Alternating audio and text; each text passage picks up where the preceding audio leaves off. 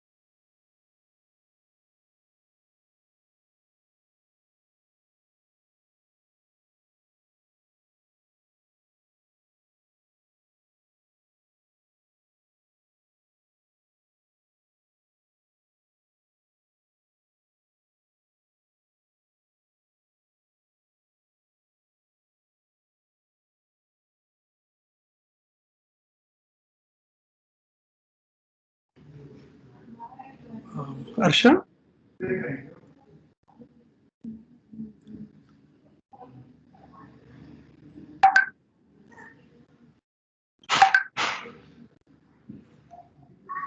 Harsha, are you able to do it?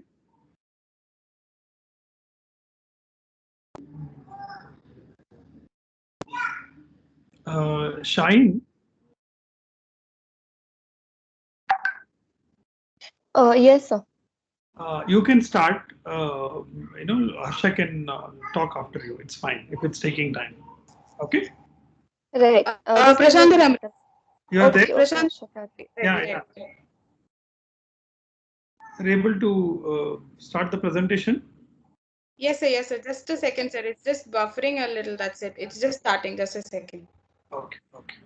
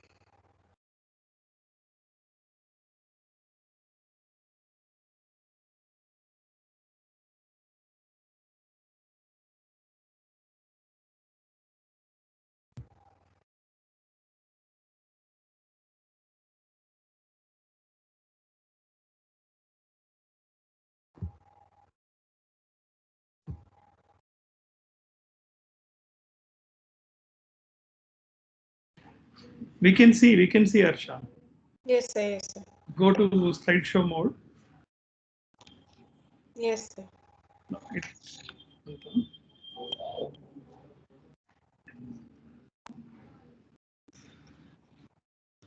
go to slideshow mode. Yeah. Yes, sir. Yes, sir. Going, sir. Okay.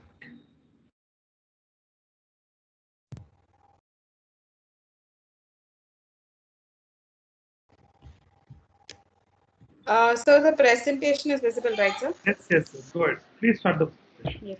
Sorry for the inconvenience. It was a little technical error here. So as we all know that the topic that we are talking today is been the most prominent topic that has been discussed over the couple of years, especially from 2012 onwards, because this has been the most burning topic coming up to make sure that we have a better outcome results for baby who undergo the HIE treatment. So for an HIE treatment, the full-fledged would start with a complete cooling system as well as the continuous bedside brain monitoring. So the GenWorks newborn care solution brings these two solutions together to give us the optimum solution for a newborn care for an HI treatment. So in that case, today we will be talking about how the servo control device is better or quite of gives us better outcomes when it is being compared with the manual devices. So today we'll be talking about the servo control systems in the market versus the manual systems, which will help us to give us the treatment as well as care for babies who are undergoing an HI treatment. So just to give us a brief, what exactly is the HIE and how does this problem occur? This problem is commonly called as birth asphyxia, which actually occurs due to the decrease in blood flow to the placenta, which in turn decreases the oxygen delivery to the fetus, and which in turn will increase in demand of oxygen, which is leading to brain injury. That is why it is called as hypoxic ischemic encephalopathy, which says lack of oxygen, restriction of blood flow, and affecting the brain. So in this, usually to conduct a complete treatment for HIE, the treatment that is being used, it is the therapeutic hypothermia, where we are going to maintain the baby's body temperature, that is the core temperature, at 33.5 degrees Celsius for a continuous of 72 hours, which will actually give us better outcomes on the neurological status for the baby, which will be followed up for 18 months to get us the better outcomes to understand the results. There are many case studies and papers being published on this protocol, but when it comes to the use or the methodology of how this treatment has to be done, whether we need to go with the servo control system or we have to go ahead with a manual cooling method, it depends on how we are gesturizing this particular treatment in terms of affordability as well as in terms of giving excellent care level for level 3 and level 4 NICUs. So when we look at server control systems in the market available right now are devices like Criticool, which is a whole body cooling and rewarming system. This device is called as a server control device because the inputs of the device are already being preset and it takes care of the complete monitoring as well as the thermoregulation that is required to maintain the baby's body temperature by core as well as by surface. So when you look at in manual, we have devices like Mira Cradle, phase change materials, where there is no electricity induced, but it also gives us a manual method. That means you want to have you should have a man-to-man marking there. That means the nursing staff will be more involved in maintaining the temperature along with these matrices, which will help in which is being changed continuously, which is named as FS21 and FS29 regularly at an interval to maintain the baby's core temperature without any use of a servo control method. So what basically happens is when we look at cooling, if we are intending to use any kind of low technology devices like the phase change material, for example, it actually affects in increasing the conductive heat loss. That means that device, when you're using, you need to have a man-to-man marking. The nursing staff has to not only uh, pay attention to maintain the baby's core temperature, but at the same time has to even keep a track and record of the mattress material's temperature as well, and because of which there will be leading to a high drop in temperature or maybe high increasing temperature, which cannot be predicted easily. And for this, the documentation also should be maintained by the nursing staff, which is again an additional manual effort by the nursing who are being engaged with many babies in the NICU. At the same time, these devices also have heat loss by the radiation, which is because there will be they would be either under the incubators or they would be in direct contacts, which will actually increase the heat loss, and because of the radiation the material will get discharged easily and they have to keep changing continuously, and this leads to like a drop in temperature or maybe increase in temperature at times. If the nursing staff are involved in maintaining the other babies, they might also lose the hour window which has been necessary for rapid cooling, that is within the 6 hours. So the heat loss is more in these phase change material kind of manual devices, which will give you the outcome results quite different and also may affect it. And when you look at Mira Cradle, it's basically a conduction mattress, which is a bed that has been just below the baby's lower body surface, and in this case we are only able to cover only 40% of the baby. That means we are only able to do lower surface cooling, and at the same time Mira cradle has to hand and work with the warmer on. So when the warmer is on, it interns to be providing heat from top, and with the Mira cradle on down, interns to be giving us cooling from lower surface. So we are not giving equal distribution of the cooling for the whole body to give us the core temperature at 33.5. Definitely this system does work, but it is not giving us that efficient results, because we are able to reach our perfect temperature or the target temperature that we are establishing at 33.5 degrees Celsius is only the lower surface which gets affected sooner. When it by the time we have to make sure to estimate the core temperature, which is need to be maintained for 72 hours, there is a lot of fluctuation which could be dropped minimum of 0.5 or sometimes even zero point 0.1 when the warmers are being on, because due to the heat radiation the mattresses also get heated up very soon and they have to be kept on changing continuously.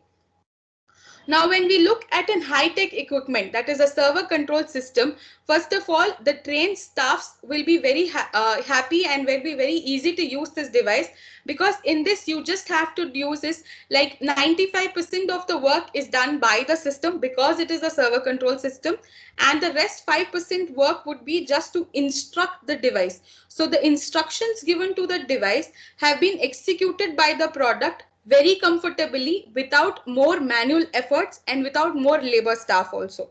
So in this case, you also can keep a track of the other things. The nursing staff can pay attention to the vital parameters of the baby and not just temperature monitoring, because temperature monitoring will be done by the system. So server control systems not only give us the optimum temperature that we require, but also it gives the documentation that is very much required. At the present current scenario, documentation of every treatment plays a very important role. And when you have a manual writing or a chart that is being prepared, it also needs a close monitoring, which our server control devices will do it perfectly, because they have an inbuilt real-time temperature monitoring system that will give us the complete results in terms of two graphs, which is a server control graph report, which is the cooling phase graph for 72 hours, and the rewarming phase graph based on the rate of temperature that we use to increase per hour. So the range that is available in the server control systems is from zero point 0.1 degrees Celsius to 0.5 degrees Celsius, whereas when it comes to the non-server control or the manual systems, this rewarming is quite difficult, because this has to be monitored on every minute basis. Like every 15 minutes, the nursing staff have to go and cross-check and increase the temperature gradually on a manual note. Whereas when it comes to the server control system, they will just make sure to give you the range. And once you have selected the range, that is the information has been provided to the device, it will run its algorithm and give you the exact temperature that has been required from the range of 0.1 degrees Celsius to the range of 0.5 degrees Celsius per hour. So the cooling unit is would be in one place, which could be positioned without any kind of movements, and this will not give you any disturbance when you don't have to re-operate the device for the 72 hours once you've done the pre-settings. And then again, after 72 hours, all you have to do is to tell the device to change the mode from cooling to controlled rewarming in a stepwise fashion. So it is both cooling and rewarming is automated. That means the device itself will take in the inputs from the end user who is using the device and follow the instructions to give you an optimum temperature for cooling for 72 hours, as well as will give you the rewarming at a point of 0.1 degrees Celsius to 0.5 degrees Celsius per hour. So when you look at the phase change materials, just an information on that, these are basically those substances that act like cooling materials right under the mattress, which will be giving you the radiation, and it will make sure to give you the lower surface cooling as fast as possible. But to make it an equal distribution, again, we need to have something which gives us a body wrap. So the servo control systems basically give you an 85% body coverage by giving a wearable material which is called as a cure wrap. This wrap is designed in a 3-layered garment which will give us the complete surface coverage for the baby, which will give us 85% body coverage. And like we can see in this display right now, as you can see here the lower body as well as the upper body, which also has an headgear, which will help this covering the baby's head as well. So this is basically giving us 85% body coverage. So the device available in the market right now through GenWorks is the servo controlled cooling system by name Criticool, which is manufactured by Belmont Medicals. And this device provides us with 2 units. One is the main unit, which will be the end user input channel, and the other one would be the patient cure wrap, which will be connected to the device through the connecting tubes. So this device will give you a coverage of 85% body. In this case, these wraps are biolactis free, and also at the same time, this wraps is safe to be used even during X-ray. Also, you can use these wraps under the CT and MRI scans as well. Only thing we have to do is to park the device right outside the MRI room and take the baby along with the wrap with sufficient amount of water, which has a flow rate of 1.2 liters per minute in the wrap. So it will make sure to give you the adequate temperature, optimizing for it so that it does not interfere in any of the other procedures in the NICU. And at the same time, this device also has a special composition of 2 input materials, that is the 2 temperature sensors. One is the core temperature as well as the surface. So when you look at the manual method, the core temperature would either be connected to the patient monitors, which is available in the NICUs, which is again an additional effort by the nursing staff to note the temperature regularly in a periodic interval. Whereas in this case, the core temperature is completely monitored by the system itself, and the system gives you the entire data recorded in terms of an Excel sheet, which can be printed and documented as a part of patient documentation. The other one will be the surface temperature, which is very important for us to maintain and to understand the outcomes of the cooling treatment, because sometimes there are chances of baby tending to have a fever, or it could be the atmospheric temperature, that is the warmer or the other radiations around could also affect. And for this, monitoring it or an observation of surface temperature is very much important. So the surface temperature is another advantage which is available only in the servo control systems, which will give you both core as well as the surface temperature monitoring in terms of both graph as well as data. And then comes the thermoregulation as an output. So this output is in terms of just normal sterile water. So this device would require around 3 liters of sterile water. So for us to complete an entire cooling procedure and a rewarming procedure for an HI baby, we would also require only 3 liters of sterile water. So this sterile water would be available in all the hospitals. And another advantage is we will not be using any kind of coolant or chemical coolants that would be add on to make sure to give you the better outcome. So we are using only sterile water. So this sterile water, it will be flowing at a flow rate of 1.2 liters in a minute. That means the flow rate will be controlled by the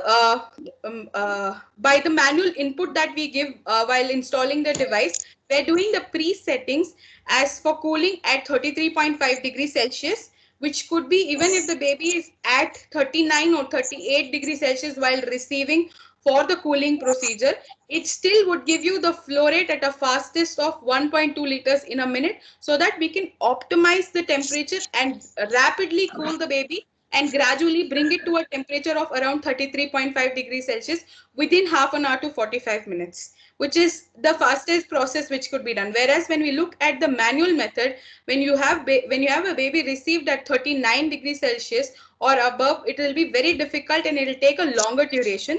And when we look at the duration, we also know that the 6-hour window plays a very important role in the therapeutic hypothermia treatment for newborns. We are all known that therapeutic hypothermia has to start within 6 hours of cooling. So when you do within 6 hours of cooling, the device has to be readily available so that whatever time within the 6 hour window we receive the baby, we can give it the best care to reach the optimum temperature as soon as possible. So for us to reach as soon as possible, the algorithm or the system should have the effective optimization of the temperature that will give us immediate results. So when we look at immediate results, the water in our the sterile water that we use in the server control systems plays a very important role by circulating the optimized temperature that will give us the result very soon. Within like 30 to 45 minutes, that is half an hour to 45 minutes, we will reach the ideal temperature that we would require. Look at the principle. So for the manual method, there is no kind of a principle except for the changes of phase change materials timely, where the nursing staff play a very important role, and also it requires a lot of attention. Nursing staff have to keep changing the material and keeping it at the temperature adequately which is required. Whereas the server control system is all inbuilt and works with the most important and most relevant technology, which is called as Peltier effect, which is basically works on thermocouple plates. Here in this case, the device receives two datas. One is the temperature from the patient through skin surface as well as through core temperature either from the rectum or esophagus. So once the device receives the temperature, the caregiver or the end user gives in an input of target temperature management, that is at 33.5 degrees Celsius when it comes to cooling. So these two elements are combined and the algorithm will produce the optimum water temperature into the patient wrap, which is the cure wrap, which is be giving 85% of the body coverage. So this device works completely systematically without any involvement of any manual efforts. So there is no labor included in this. Only the input that we are supposed to provide is two things. One, as a caregiver, the target temperature that we would require, which will be 33.5 degrees Celsius. And the second one would be the connections of the device and connecting the temperature probes properly to the device through the baby. Once these two things have been given, the rest the machine will do it. It will combine these two elements and the algorithm will produce the amount of water as well as the optimum temperature that is required into the garment. And this garment will continue to give the circulation and this will give a uniform distribution of water, and this uniform distribution will give us an adequate and efficient result of 33.5 degrees Celsius within half an hour to 45 minutes. In this ongoing process, this continues to give you the complete optimum treatment or optimum temperature management for 72 hours. Once we have completed the 72 hours of the cooling procedure, we just have to click on the mode select option. Once the mode select option is being done, we just have to select the next temperature mode, that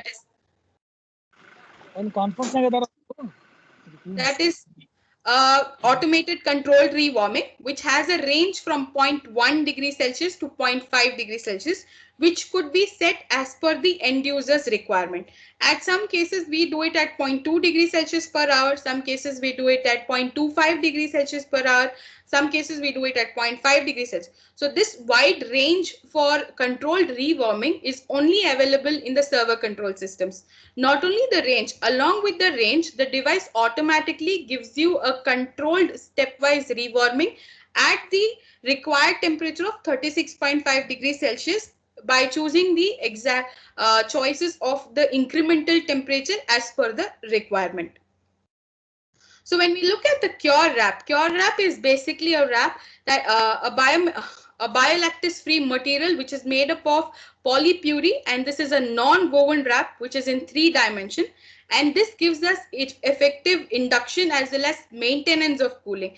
The most important thing is using a phase change material or through Mira Cradle, we can we can give the induction of cooling, but whereas maintaining is a bigger task. So with the bigger task, for the device to maintain is much better than the manual method to be maintaining it. That is, if the nursing staff has the bigger role to play when you're using the manual method, whereas when you're using a server control method, it is the device has to play a bigger role. So you can see the difference where there is the importance much more required, where is the most crucial or the critical time period that needs maintenance would be done by the device itself. And that's the reason the device is being called as a server control, because it knows where its efficient role has to be played in maintaining the temperature. It's always very easy to initiate the temperature maintenance, but at the same time to continue and to give a maintenance of long duration as 72 hours requires a lot of additional efforts when it comes to manual cooling. Whereas in server control systems, it takes it automatically, and the device itself performs what it has been instructed to do, that is to maintain the temperature at an optimum rate, at an optimum temperature at 33.5 degrees Celsius continuously without any fluctuation.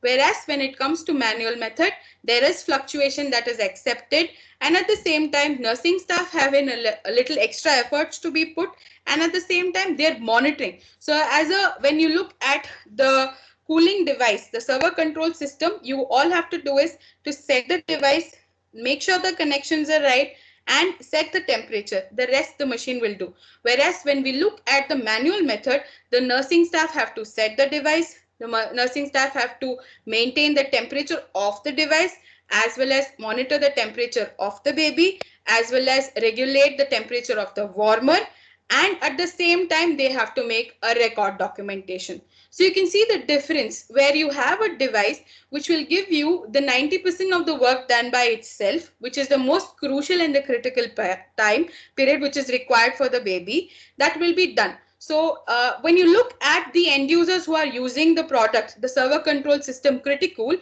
it says very clearly that 3 days the baby is completely under the care of a server control system, and they do not have any kind of interference or any kind of fluctuations that gives them the best care, and at the same time gives them the 100% results to the end user. So always the feedback from the end users who are using a server control system gives you the accurate results, and at the same time they also make sure, they also give us the feedback that this device is reliable. The word reliable here plays a very important role, because this device works only on end user input. So it follows an algorithm. So these algorithms are preset, and these presettings have been FDA approved.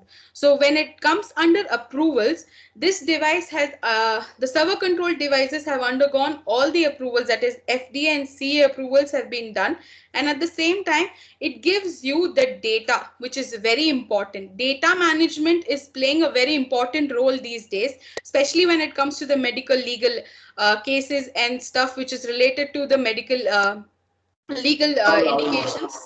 At that time, this device gives you the adequate 100% data, which is secure, which cannot be tampered, which cannot be changed by anyone. This will give you the accurate results of what we have given the input to the device, and that input would be executed by the product by conducting the optimum energy transfer, and the end result will be displayed in terms of a graph, and when taken a printout, it will be given in terms of a Excel sheet as well. And these wraps that we are doing, it's a reusable wrap. So you can reapply these wraps easily with simple sterilization procedure, which is called as ETO. So GenWorks Health Private Limited brings this solution to us, where it gives us an introduction of the whole body cooling and rewarming system, which has 3 important modes included, that is the target temperature management, controlled rewarming, and normothermia. Normothermia might be a mode that is not very important, but at times when we have to abrupt the cooling or stop the cooling for the babies due to n number of reasons, which sometimes it is quite common in tier 2 and tier 3 places. At that time, we need to make sure to give the baby at least the kind of care that is required at moment. So the normothermia mode is only available in a servo control system that gives you the assurance that you can even abrupt the cooling and make sure to give the baby in safe hands at least normal temperature around 35 to 35.5 degrees Celsius using normothermia mode. So this mode is exclusively only available in the servo control systems. When you look at target temperature management, the device has a range from 30 degrees Celsius to 40 degrees Celsius. So this range is open. That means this device not only can be used for neonates, it can be used even for pediatrics, or it can be also used for adults in cases which may differ. But this device is a universal product, and that is why it plays an important role at both neonatal stage as well as at the adult stage for various different cases. So the advantages of a servo control system is it gives you a importance. We know that it is very important to start cooling within 6 hours, but there are chances where we receive the baby at a later stage, like for example 5 hours, 5.5 hours. So at that time, if we start with a manual method, it is quite difficult, and also it gives us an intense workout to get to the optimum temperature that is being required. But if you have a servo controlled device like Criticool, we can start cooling, and within 15 to 20 minutes, you can see the temperatures dropping quite fast, and at the same time, it gives you the optimum temperature within half an hour to 45 minutes. This system not only gives you the maintenance, but also gives you the slowest rewarming ever. So the rewarming part is the most critical part when it comes to the manual method, where the nursing staff have a lot of efforts to be put in. So in this case, this device gives you the half of the efforts, or sometimes lesser the efforts, to just set the device at the required temperature as per the protocol or as per the doctor's information. So the device will do the rest. And this servo control system has the maximum flow rate, that is 1200 ml per minute, which is the fastest. The velocity or the flow rate of the device is the fastest, because of which the optimum transfer of energy would be as fast as possible. And since we are using only sterile water for the system, there is no harm or no fear in any kind of fluid spillage or any kind of leak which would harm the baby or which would give any kind of skin irritations. Another advantage of this product is every 12 minutes, when the product is running, after every 12 minutes, it makes sure to withdraw the water completely from the wrap, give the breathable airspace between the wrap and the baby's skin, so that the baby's skin is soft, feels soft, and also gets the airspace to have the breathable access. And this will also help us in controlling or avoiding any kind of skin irritations, and at the same time comforting the baby. Especially while you're using a manual system, you are trying to avoid the mother from accessing the baby, because if the mother will be accessing the baby while you're doing the manual method, we tend to have fluctuations in the temperature, and it is quite difficult to maintain also. But whereas if you have a servo control system, you still can give the baby, you can still let the mother access the baby, because with the cure wrap worn by the baby, the mother can still feel the baby, hold the baby, because this energy transfer is not given externally. That means if the mother is holding the wrap from below, she will not feel the kind of coolingness that has been given. So this will not affect and get any kind of interference in your cooling procedures. So this will continue to give you the same kind of efficient cooling results as well as rewarming results, and yet lets the mother access her baby. So this is one of the biggest advantage of using a servo control system, because it gives the mother the same kind of feeling or the same kind of connection with the baby, even with the wrap worn as well as the cooling treatment being conducted. And at the same time, the coverage, it gives you 85% of the body coverage. That is one advantage, that you do not have to worry about uniform distribution of the temperature or the uniform transfer. And at the same time, it does not interfere your other procedures. So the other procedures, like if you want to use access the hand for the pulse oximeter, or for any kind of IV lines, or any other procedures that needs to be done for the baby, the wrap will give you the sufficient surface areas that is required for the protocol and other procedures. And at the same time, these wraps are Velcro system, so you can adjust according to your requirement. For example, if you want to do any kind of other procedures on the baby while the baby is undergoing the treatment, you have a simple Velcro system where you just have to release the Velcros at the interest of area that you require. You can just unveil it and use that surface, complete the procedure, and then wrap it back. So this gives you the ease of how to access the baby and at the same time give them the same amount or the same kind of effective cooling at the same. So this device is completely non-invasive. It is the most effective approach for non-invasive technology. It can be used in ambulance. The most important is when we receive the babies. At times now, it's most on the referral cases, especially when it comes to referral cases.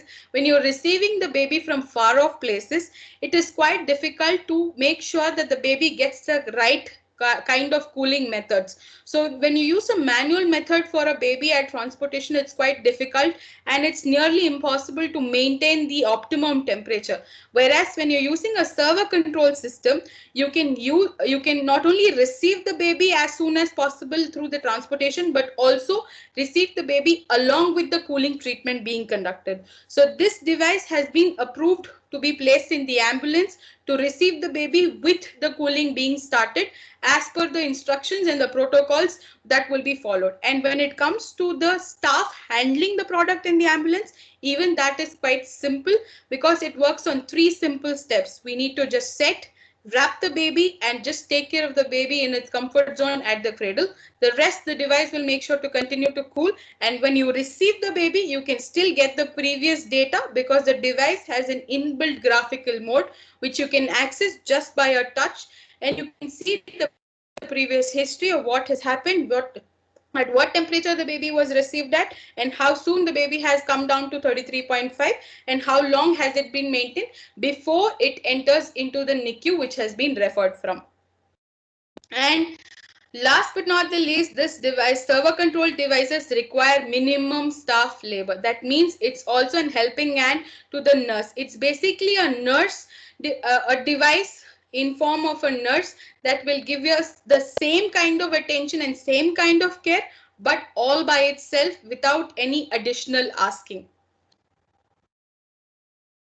So the conclusion when we come for a servo control system versus a manual system is only based on 2 things. One, the outcomes, and the other one is affordability. So the servo control system gives you 100% outcomes, as well as now it is available at affordable prices with different methods and different procedures to procure the device. And when it comes to manual, of course, for some areas it is affordable and some it's kind of an interest to start cooling to understand, but at the same time when it comes to outcomes and results, it requires a lot of efforts, it requires more of manual labor, it requires attention. At the same time, it also gives you a lot of assessments to be done continuously. And the servo control system can cool as quick as possible. It can be long lasting. It can be used for various other cases.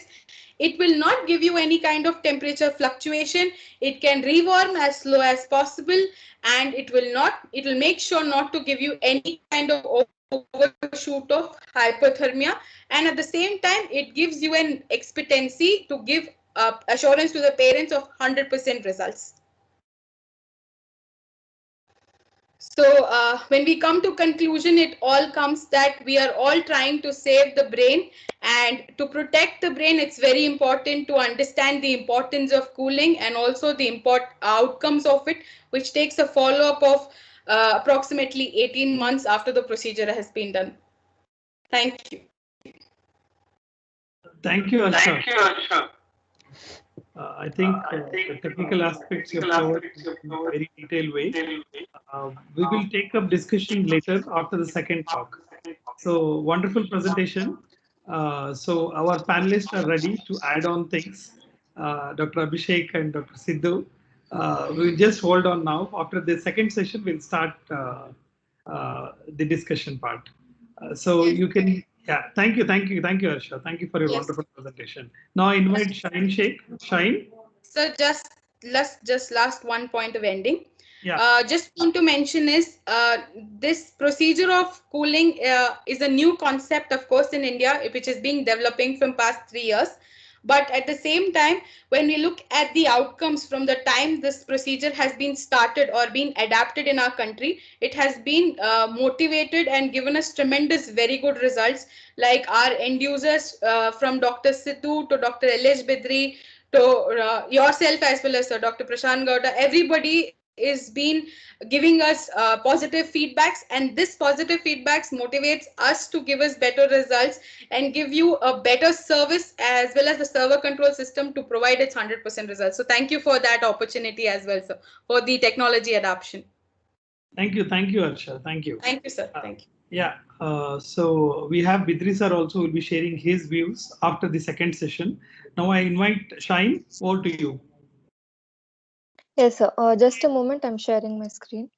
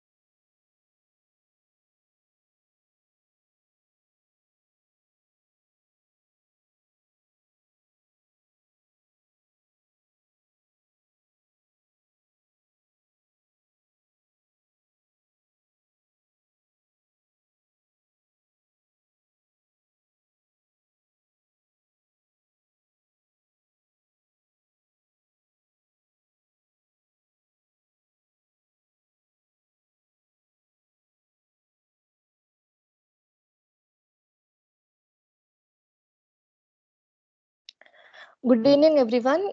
Before I begin, I would like to thank Genworks and NNF Karnataka for giving me this opportunity to share my views on the importance of cerebral brain monitoring. So, as we know, Genworks provide a wide range of products that are exclusively designed for newborn care, which includes screening, diagnosis, and treatment products. So, we have partnered with Natus that provides medical equipments and services for the diagnosis and treatment and impairments for the impairments and disorders affecting the newborns. And here we have one such product, that is our cerebral function monitoring Olympics Brains Monitor, which we can consider as a trusted partner in our neonatal intensive care unit. So as the name implies here, it is a neonatal brain monitoring device. So before I dwell into the details of our CFM, I shall shed light on a very common condition which my colleague Harsha has already told us, that is HIE, which is commonly called as birth asphyxia. So HIE stands for hypoxic ischemic encephalopathy, which, I'm sorry,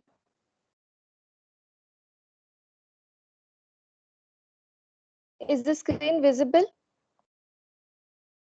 Yes, yes, yes, yes. Right. So HIE is, as Harsha said, it is a very common condition in babies which can occur either due to placenta previa, that is, if the placenta partially or wholly, blocks the neck of the uterus, or due to the abrupt detachment of the placenta from the inner wall before the delivery, and if the umbilical cord gets compressed, or if the umbilical cord gets wrapped around the neck of the baby, that is called as nuchal cord, and other conditions due to any obstetric accident as such. So this HIE incidence in the world is about 1 to 3 cases per 1,000 live births in developed countries. But in coming to countries like India, which are developing countries, these cases are little higher, that is 5 to 10 cases, with the incidence about 9.7 to 1,000 births in India.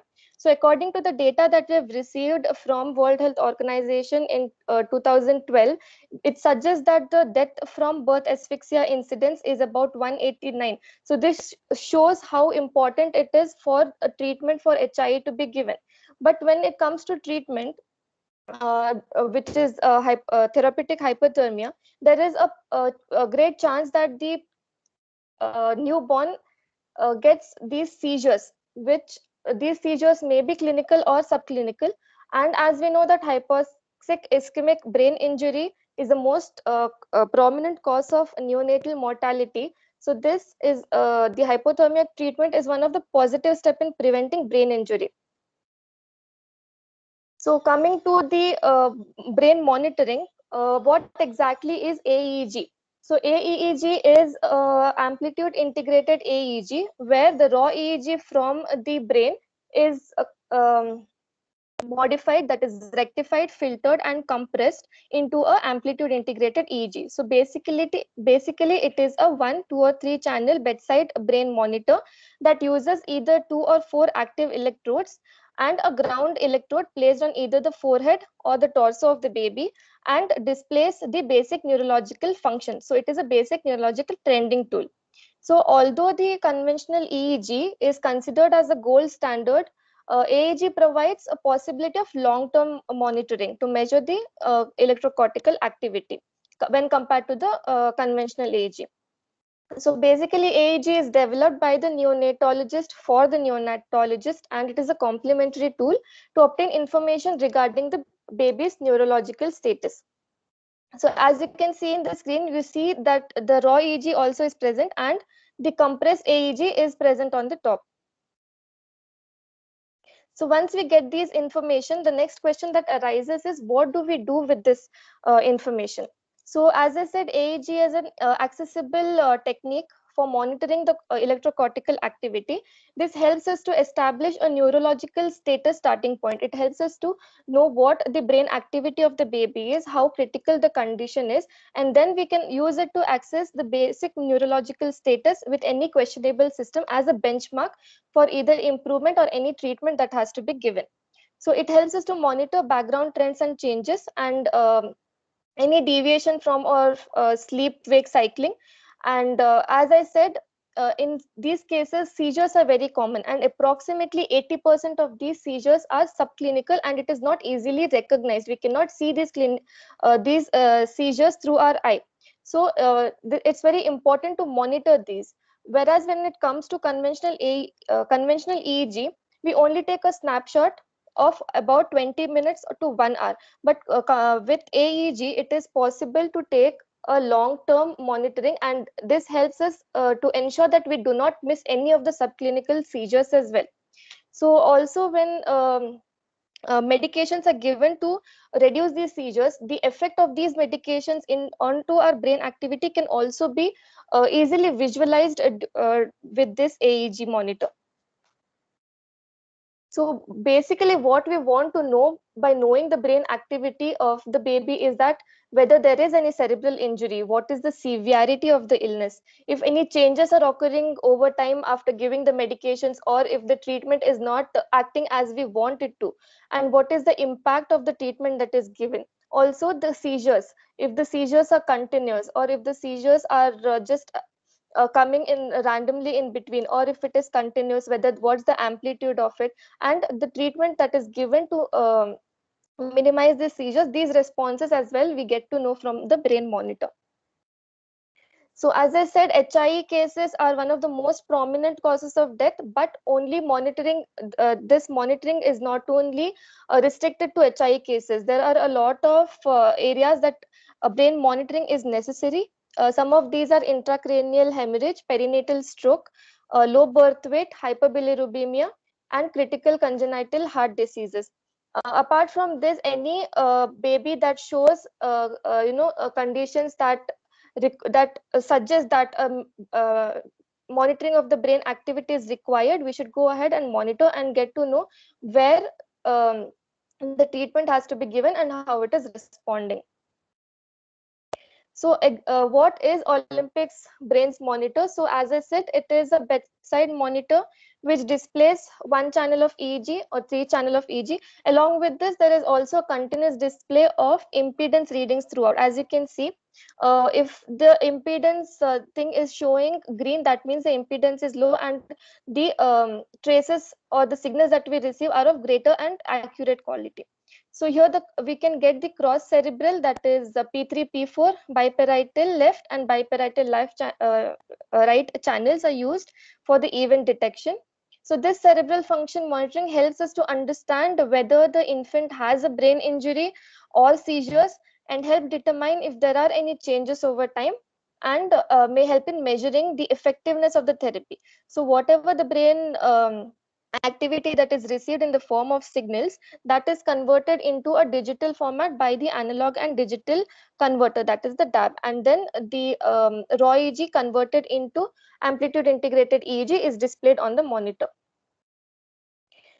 So the product that we have, that is Olympics Brain Monitor, has very much ease of operation, ease of interpretation and collaboration, and patient file management.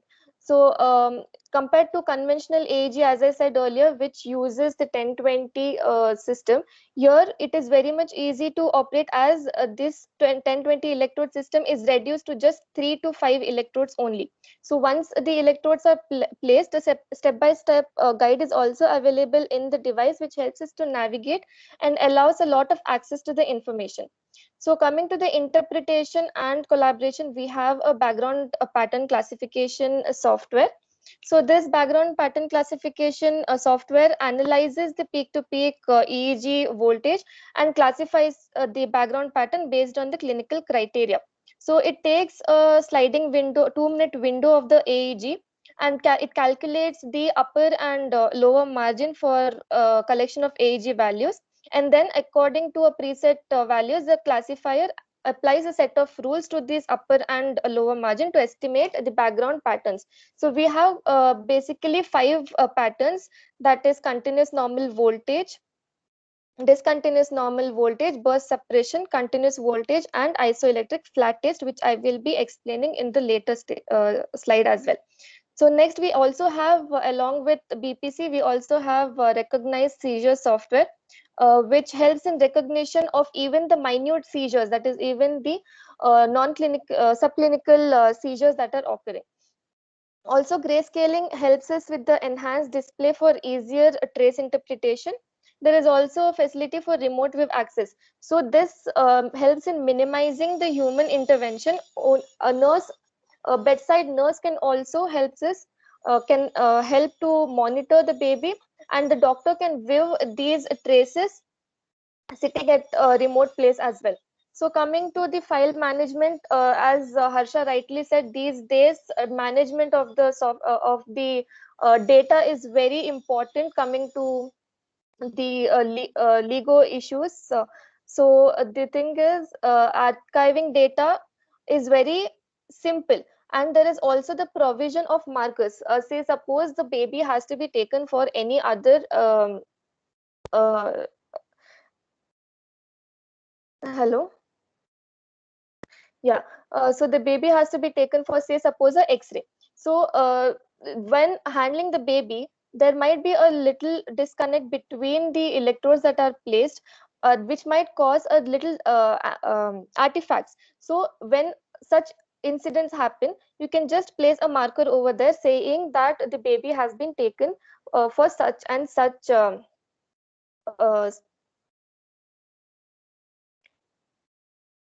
also creating snapshot of these reports are also very easy. Data transfer can be done using a USB, and printing facility is also available. So how to use a Olympics brain monitor? So as I said, it is very simple. All we have to do is plug in plug in the device, apply the electrodes. These electrodes can be our gold cup electrodes, needle electrodes, or hydrogel electrodes, and then start recording. And this is as simple as it gets. In addition, we also have signal alarms. For example, when the impedance is high, impedance is nothing but a measure of the quality of the electrode contact. Suppose if anything gets between the sensor or interferes with the device ability to read the brain signal, then then an alarm will show off that the impedance is very high. Again, the artifact, that is the electrical activity other than the brain's electrical activity, may be due to movements or interference of other signals. Here we use the EEG signal as a point of reference to confirm the suspected brain activity, and it helps us to distinguish the artifact from the real signal as well. So as I said, from our background pattern classification, we have basically 5 set of patterns. So these are determined based upon their upper and lower margin. Coming to continuous normal voltage, which it is a very narrow wavy trace with upper margin, upper limit above 10 microvolts and lower limit above 5 microvolts. And here the characteristic is that a sleep wave cycle is present. So it is very easily able, we can easily view that a sleep wave cycle is present because of the wavy pattern, and this is the only pattern in which a sleep wave cycle is present.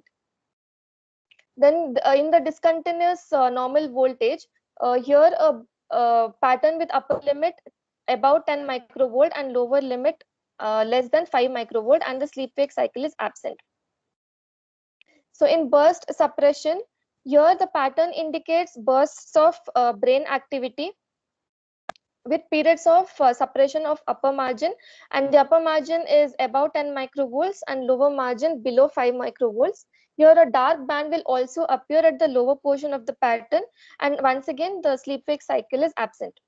In continuous low voltage indicates that the brain activity in the lower voltage range.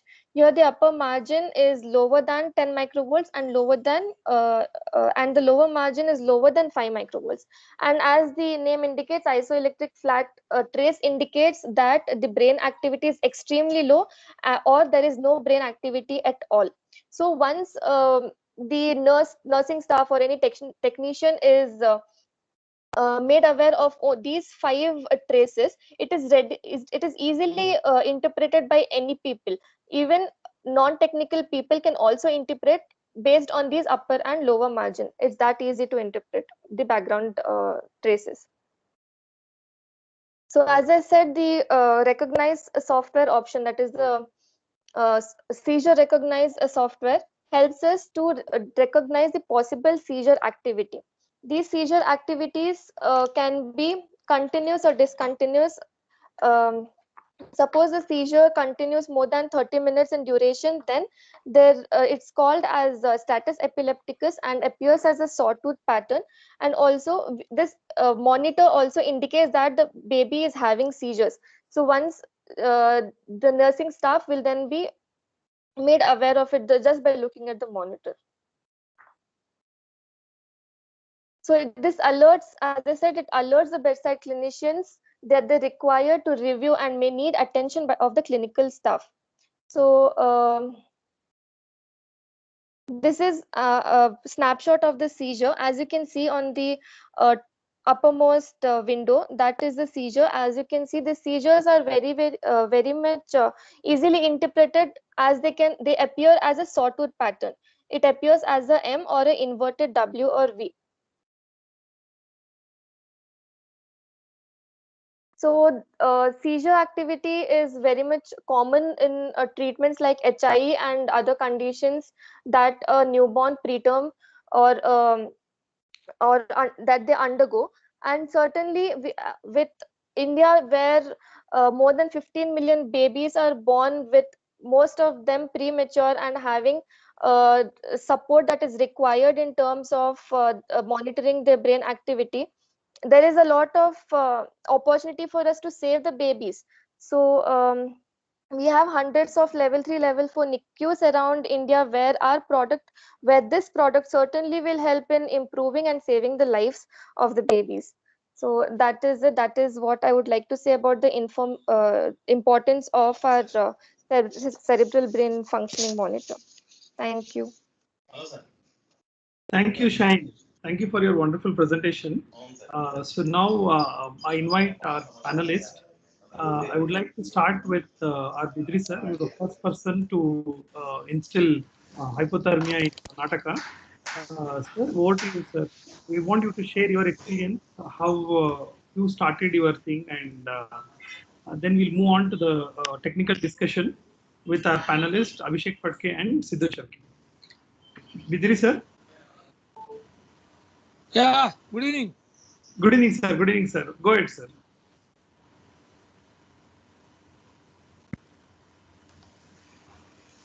Hello? Yes, sir. Yes, sir. We can hear you. Go ahead, sir. Yeah.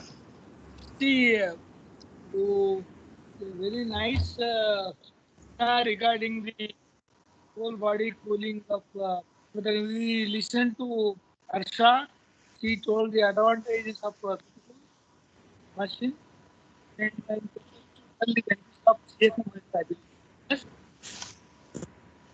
thing what I would like to tell about critical is that the what we have seen, what we have learned from our experience is that if the critical machine, critical equipment, whatever we are using, am I audible? Hello? Yes, sir. Yes, sir. Yes, sir. Yes, sir. Go ahead, sir. Whatever cooling equipment we are using, it should maintain strictly the temperature of 33.5 or 34. In our case also, when one of our old machine, when it was not maintaining temperature properly, we had some problems and we had to stop in between 6 months. And we purchased a new machine with the agreement with Genworth that they should repair our old machine. So we have got two machines.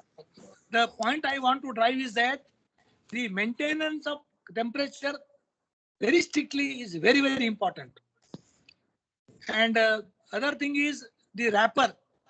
The wrapper what they are providing is very good. It is helps so much for the proper maintenance of temperature. The only thing what I would like to, my concern is that it is becoming costly day by day. Now it costs almost 12,000 rupees. Janwar should do something about it. Now coming to CFM monitor. When we started it about 7 years back, probably we are the first in South India. We started with CFM monitor. The advantage of CFM monitor is that the moment we admit a baby, it gives a clear picture that whether the baby has mild, moderate, or severe degree of hypoxic ischemic encephalopathy. Not only that, this is about the diagnosis point. Secondly, the whatever EEG pattern it shows, you'll come to know that, of course, whether it's a mild, moderate, and severe burst pattern, and the recent, the latest here from Midwell almost even it shows you that by giving a red marker that the baby is getting convulsion. So even if the baby is not having uh, convulsions clinically, but the CFM monitor tells you that look here, the baby has convulsions. And then it also helps in the prognosis that we are happy to notice that the child who is admitted with sometimes with severe, it returns to moderate, and the moderate one comes to mild one. That is a very good advantage of CFM monitor.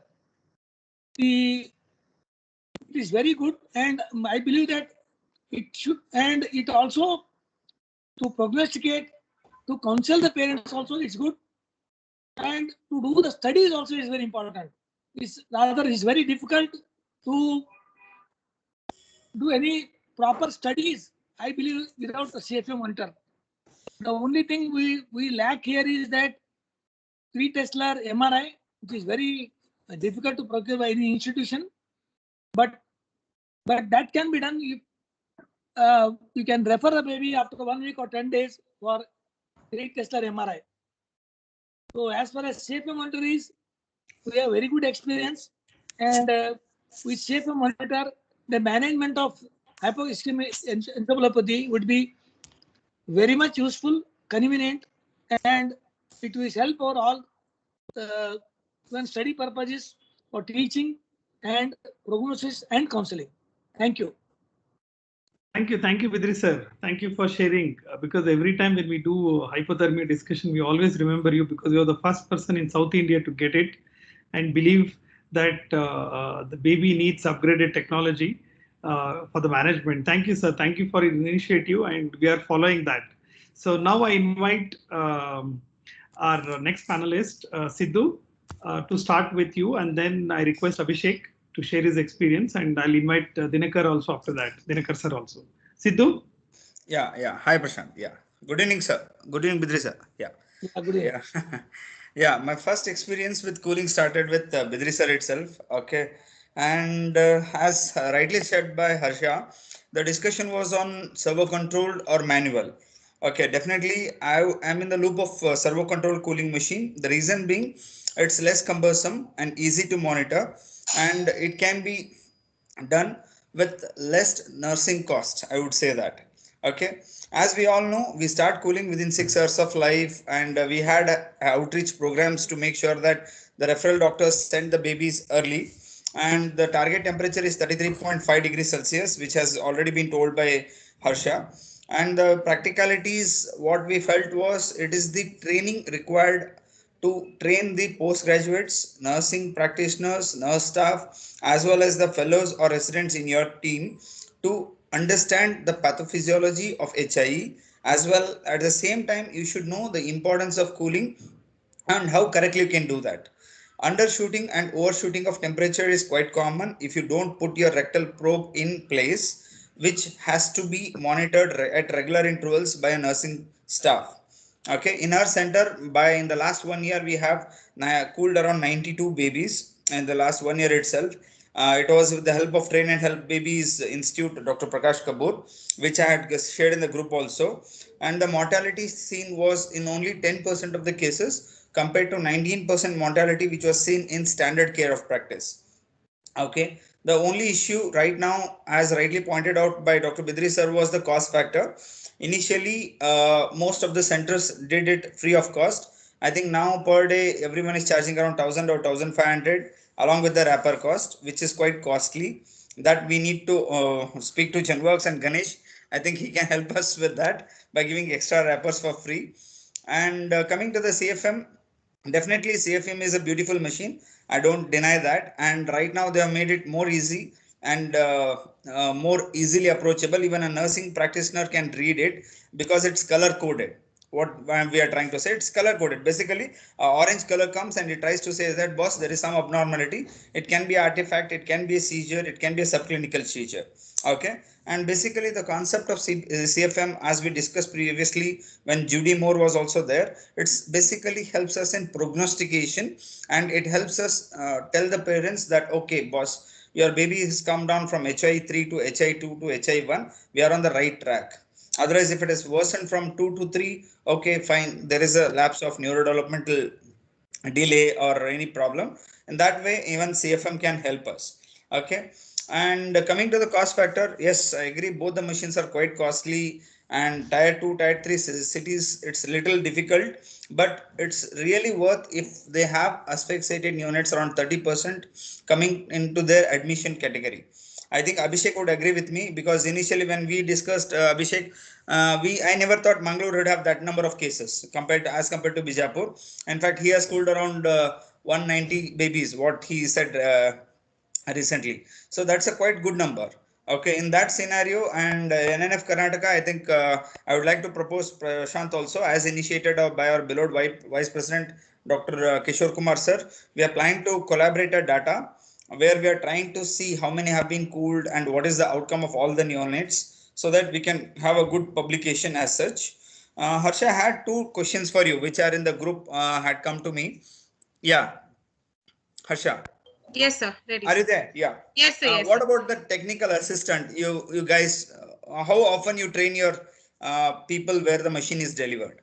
Sir, it depends. It is on a regular periodic basis, especially the first 6 months is quite approachably more important for them to understand. So we do it in 3 phases. One is post pre-sale, because before the sale is being done, we do a demonstration, make them understand, give the training to the nursing staff as well as to the post graduations, and then to the doctor. So it's like an end user, the person who's handling the device on a daily basis, and then to the end person, that is the biomedical or the technical staff of the hospital. The same thing would be repeated again pre-sale, that is during the installation. And while we're installing the product, it will be again in 2 phases. One will be the application training support, which is basically to understand the connections, the kind of water or the levels, how do we change the filter. So it's more on a technical base. The application training is how they can on a daily basis use the device. And second would be a proper just and settings kind of a training, where they need to know what are the basic settings need to be done, what would be the passcode for the settings, how do we keep a track of the graphs, how do we take a printout of the graphs. And finally, it would be one kind of a group demonstration where we run the product in front of them on a mannequin, and they understand and they have their queries. And then it would be an interaction session, that is probably after the installation procedure is complete and the biomedical staff is aware of the technicalities. And then when we're handing over to the nursing staff, one session to the nursing staff based on their 3 shifts: the morning shift, afternoon shift, and the night shift nursing staff. Perfect, perfect. I think Abhishek also will agree with me that they are just one call away. People who are interested in buying or listening to this, I can assure you that Genworks people whom they have delivered machine to most parts of North Karnataka, they are just one call away in technical assistance. And cooling as such is a learned process which we need a thorough training, which is technically provided by the Genworks team. Over to you, Prashant and Abhishek. I'll be there. Yeah, Abhishek. Yeah. Thank you, Prashant. Thank you, Sidhu. And first of all, I'd like to say it was an excellent presentation by both the speakers, Mrs. Harsha and Shaheen, because as we know, it is very important to understand the machine. We have had so many presentations on HI and therapeutic cooling, the various indications and the various criteria for cooling, neurodevelopmental follow-up. But I think this is the first time I'm hearing the official presentation regarding the technicalities of the machine, how things work. Always I remember as a kid, when a small toy was given to me, probably a car or a bus, my first action was to open the car or the bus and see what is there inside. More than running the or using the toy, I was more interested in seeing what is there inside and how things work. So it is very important to understand the machine, and only then we can understand how things work. So thank you so much for the beautiful presentation. And you have covered most of the aspects regarding the cooling machine, the technical details, troubleshooting, which is very, very important, because as pediatricians and neonatologists, it is not just our job to treat the babies or to give proper care. It is very important to run the unit. How organized is a unit? Troubleshooting of the machine, the biomedical department, setting up of the NICU, everything becomes the responsibility of the person who is running the show. So excellent presentation. I'm very happy for you both for having done this presentation. So coming to the machine, yes, I would definitely agree, because today's topic was mainly servo control device versus manual.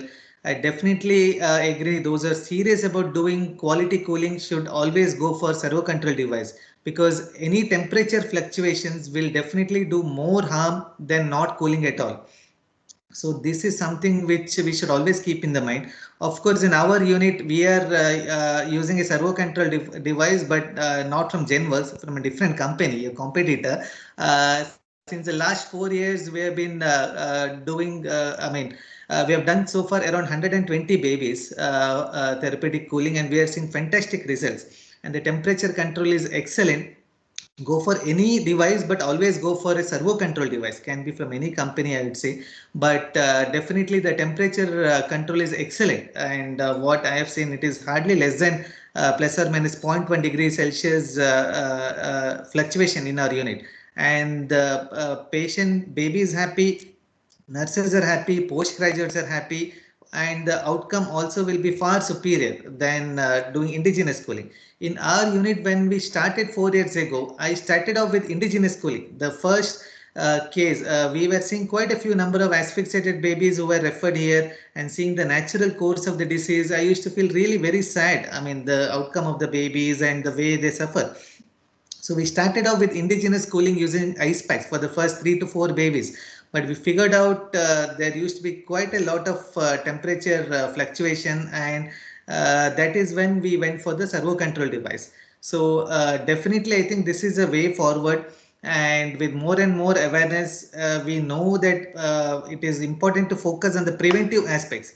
Prevention is always better than cool, no doubt about that. But in unfortunate cases, when a baby lands up in asphyxia, we should always have the backup plan. And fortunately, we have this magical therapy in the form of cooling. And definitely, I would strongly recommend servo control cooling device for those who are serious about doing quality treatment in the urine. And Bidri sir and Dr. Sidhu, I think Bidri sir was the first person to start therapeutic cooling in Karnataka. Really, his vision and Bidri sir's imagination for starting new and innovative things requires a big round of applause. Some way back in 2013, to think of therapeutic hypothermia in a tier 2 city outside Bangalore is requires a lot of commitment and dedication. Hats off to you, sir.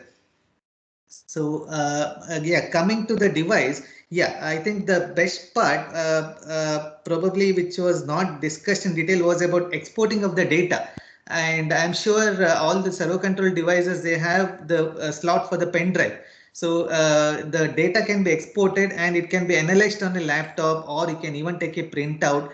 So definitely it is a good medical legal documentation that can be kept in the file, and also it can be used for analysis, the temperature control of a particular baby, because we have the data of most of the babies on the pen drive, and how the temperature was maintained, what was the fluctuation that has happened. So that is something really very useful. It saves a lot of time and energy by the nurses the moment you have a servo control cooling unit. So yeah, I mean, this is all probably I had to add from my side. One more doubt I had is about the disinfection of the, though we are using sterile solution within the cooling mattress and the device. How about the usage of chlorine tablets for disinfection of the unit? I mean, once in a while, is it really recommended, or do we have to change the water once in a while? What do you recommend? So Harsha, usually before you water start, is, Harsha, before you yes, start, there is one important question which has come up now. yes, sir. How different and how better the different brands of company, how which one has got more advantage, what is the plus thing, can you please tell us? I mean, in terms of, see, the main heart of hypothermia is maintaining the temperature, and when you put a wrap constantly, it should not cause any fat necrosis, it should not cause any ulcer necrosis, and the stability should be fine. So how can you go into more, can you tell us again technicality of this particular thing, how frequently the temperature check happens, and how frequently the water keeps circulating? Can you give more detail into that, so that Yes, people, because today's session is all about technical aspects, yes, sir, yes, sir. because in our amplitude EEG with Judy Moray and other, we have already covered on the clinical aspect. So please kindly tell us in detail about the important technical aspects, how advantageous it is when it comes to different brands. Over to you. So, sir, I would just brief about the brands that are presently available right now. So, when you look at the server control system, it would be either the Tecotherm or the Criticool, which is very much seen in the Indian market. So, when it comes to the temperature maintenance or the kind of regulation that we look for, the thermoregulation basically of water being circulated in the wrap, sir, it has a preset flow flow rate management. Whereas when it comes to Tecotherm, since we are using ethyl alcohol, I'm sure Abhishek sir also knows this, we'll be using some amount of ethyl alcohol into it, and plus the wrap that we give will give us the coverage with the hands inside. If you have to let the hands outside, the nursing staff have to unwrap the entire wrap over there. So whereas when it comes to critical, we'll be using only sterile water. So first of all, sterile water will not give you any kind of even skin irritations, or even if by chance, not unfortunately, even if there's a prick on the wrap unknowingly, so if the water even leaks as a droplet also, that will not give you any kind of skin irritation, because it's normal sterile water which will be clearly visible in hardly 1 or 2 seconds. Because as soon as there is any kind of a leak, it will give you an alarm saying check water tubes immediately and put the machine on standby mode. So this is one thing which you can see over in terms of the coolant that is being used. So as a coolant, we are using normal sterile water, and in Tecotherm they give it on a technical note that they use ethyl alcohol. And coming to the water circulation rates, there is no preset rates of water circulation in Tecotherm. That is because it works on a thermocouple effect. In thermocouple effect, what happens is we have only inlet of water that has been stored in a tanker, like a storage tank, like a water bottle, which you just have to fill it directly onto the wrap in that case. So whereas in critical, we have a good adequate amount of water storage capacity of 6 liters. Our water storage tank is 6 liters, and it need not to be stored in the wrap. Whereas in Tecotherm, you need to store it in the wrap itself. Before you initiate the cooling process, you need to store it in the wrap itself, and that is what will circulate using an air blower through the thermocouple. Whereas in this case, it is along with thermocouple, you have Peltier effect, which has a good water storage backup. So like I mentioned, 1.2 liters if it is inside the wrap, we have immediately next 6 seconds, the another next 1.2 liters to get in. The flow rate is 1 minute, sir. So the temperature that needs to be rectified or needs to be monitored here will be checked every 6 seconds once. So once your rectal temperature is being detected, every in just 1 second, you have 6 times of reading that is being uploaded in the algorithm, and the algorithm runs up and gives you the immediate response. So in that case, the flow rate is managed by the device internally because it has a good storage capacity in here. And the flow rate also will drop down every 12 minutes once, so that the wrap shrinks out completely and there is a proper air space between the baby's skin surface as well as the wrap. And the wrap being in 3 layers will give you the same kind of soft texture that would be as equal to wearing a diaper feeling for the baby. And at the same time, this every 12 minutes when the water is exiting out the wrap, it will flatten the surface completely, and this will help the baby to have the breathable airspace, the skin to avoid irritations. And plus, when mother is holding the baby during the procedure also, she can feel the inflammation and deflammation of the wrap every 12 minutes once. I would like to now call Sidhu on his experience in terms of how many skin necrosis or fat necrosis you have seen, or how because every 6 minutes when you're doing, how comfort or how difficult it is when you put the baby on cooling, the technical aspects. Yeah. What See, is your experience with in critical? our experience, we have not even seen a single case. The reason is when we use whole body cooling through a critical machine, there is a continuous circulation, and baby's position is changed every fourth hourly into a particular position. Okay, it has to be kept in a neutral position, and one nursing staff will change the position as and when required.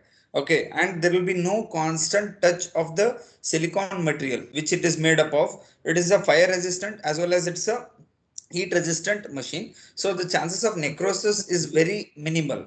And I think Abhishek will agree, I think he would have also not seen a single case in the scenario what we Yeah, have come across. But the issue is correct. you have to have initially for the first 10 babies when you cool, make sure that one nursing staff is allotted to that baby.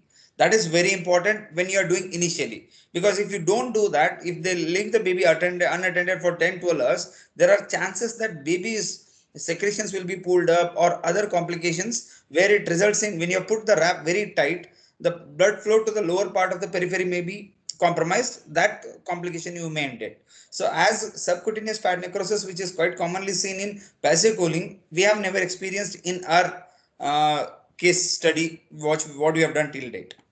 I think Abhishek can add on that. Yeah, I Abhishek, agree, Sidhu. because Definitely, all of us even have in our technical unit. experience. Yeah, Yeah, Prashant. all of us have critical experience. Please share your Yeah, yeah, technical aspects with. yeah, Prashant. You, Prashant, you Kindly are not. share the technical aspects. Yeah, kindly share the Yeah, technical yeah. aspects of. Yeah, yeah. So, I mean, it was described by Sidhu. Even in our unit, we have not seen a single case of fat necrosis or these kind of complications in the last 120 cases that were cooled. So, I think more or less system is designed in such a way that the nursing care required is very minimum, and if at all care is required, it's for other non-cooling related issues like ventilation or other supportive care.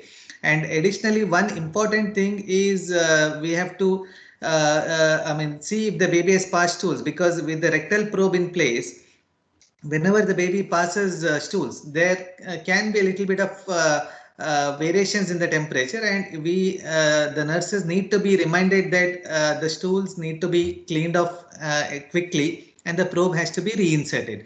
Otherwise, I think it's sort of a autopilot mode, requires very minimum monitoring for the cooling per se, and the staff can be utilized for care of other babies, or can be utilized in a better way. So definitely it put things in a autopilot mode. Uh, Prashant sir, just like to add on just one more point. When it comes to the alarms, the clinical alarms, especially when there is the motion or the stool being passed by the baby and the rectal temperature being increased or decreased, you have an alarm sensor being alerted, sir. And if you're not attending the alarm volume increases. And due to the increase in the volume, it will alert the nursing staff. And also, even after that, if it is not being addressed, if they're not able or they're having some difficulty in addressing also, the machine will put itself auto on standby mode. So this is default by the machine itself. It will put itself on standby mode so that there is no further variations or fluctuations in the temperature. And at the same time, if there is any kind of clinical error or sorry, technical error that will be visible, there's a message which is clearly displayed, and this message would be immediately available in their user manuals, or we provide a small kind of a printout which is called as like a stepwise fashion method or troubleshootings, which is usually called in usual terms. You can just refer the messages and you can see immediately what is the actions that needs to be taken.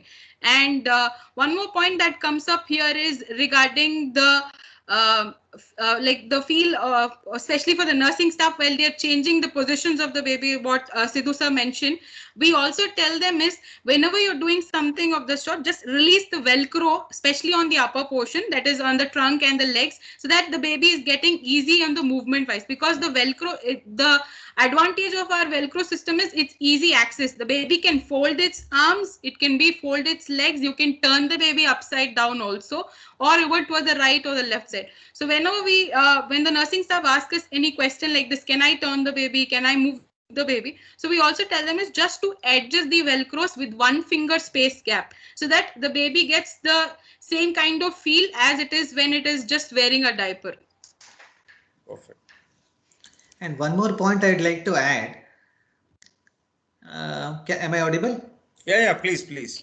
Yes, Yeah, sir. compared to indigenous cooling and servo control cooling, what we commonly see during indigenous cooling is baby shivers a lot.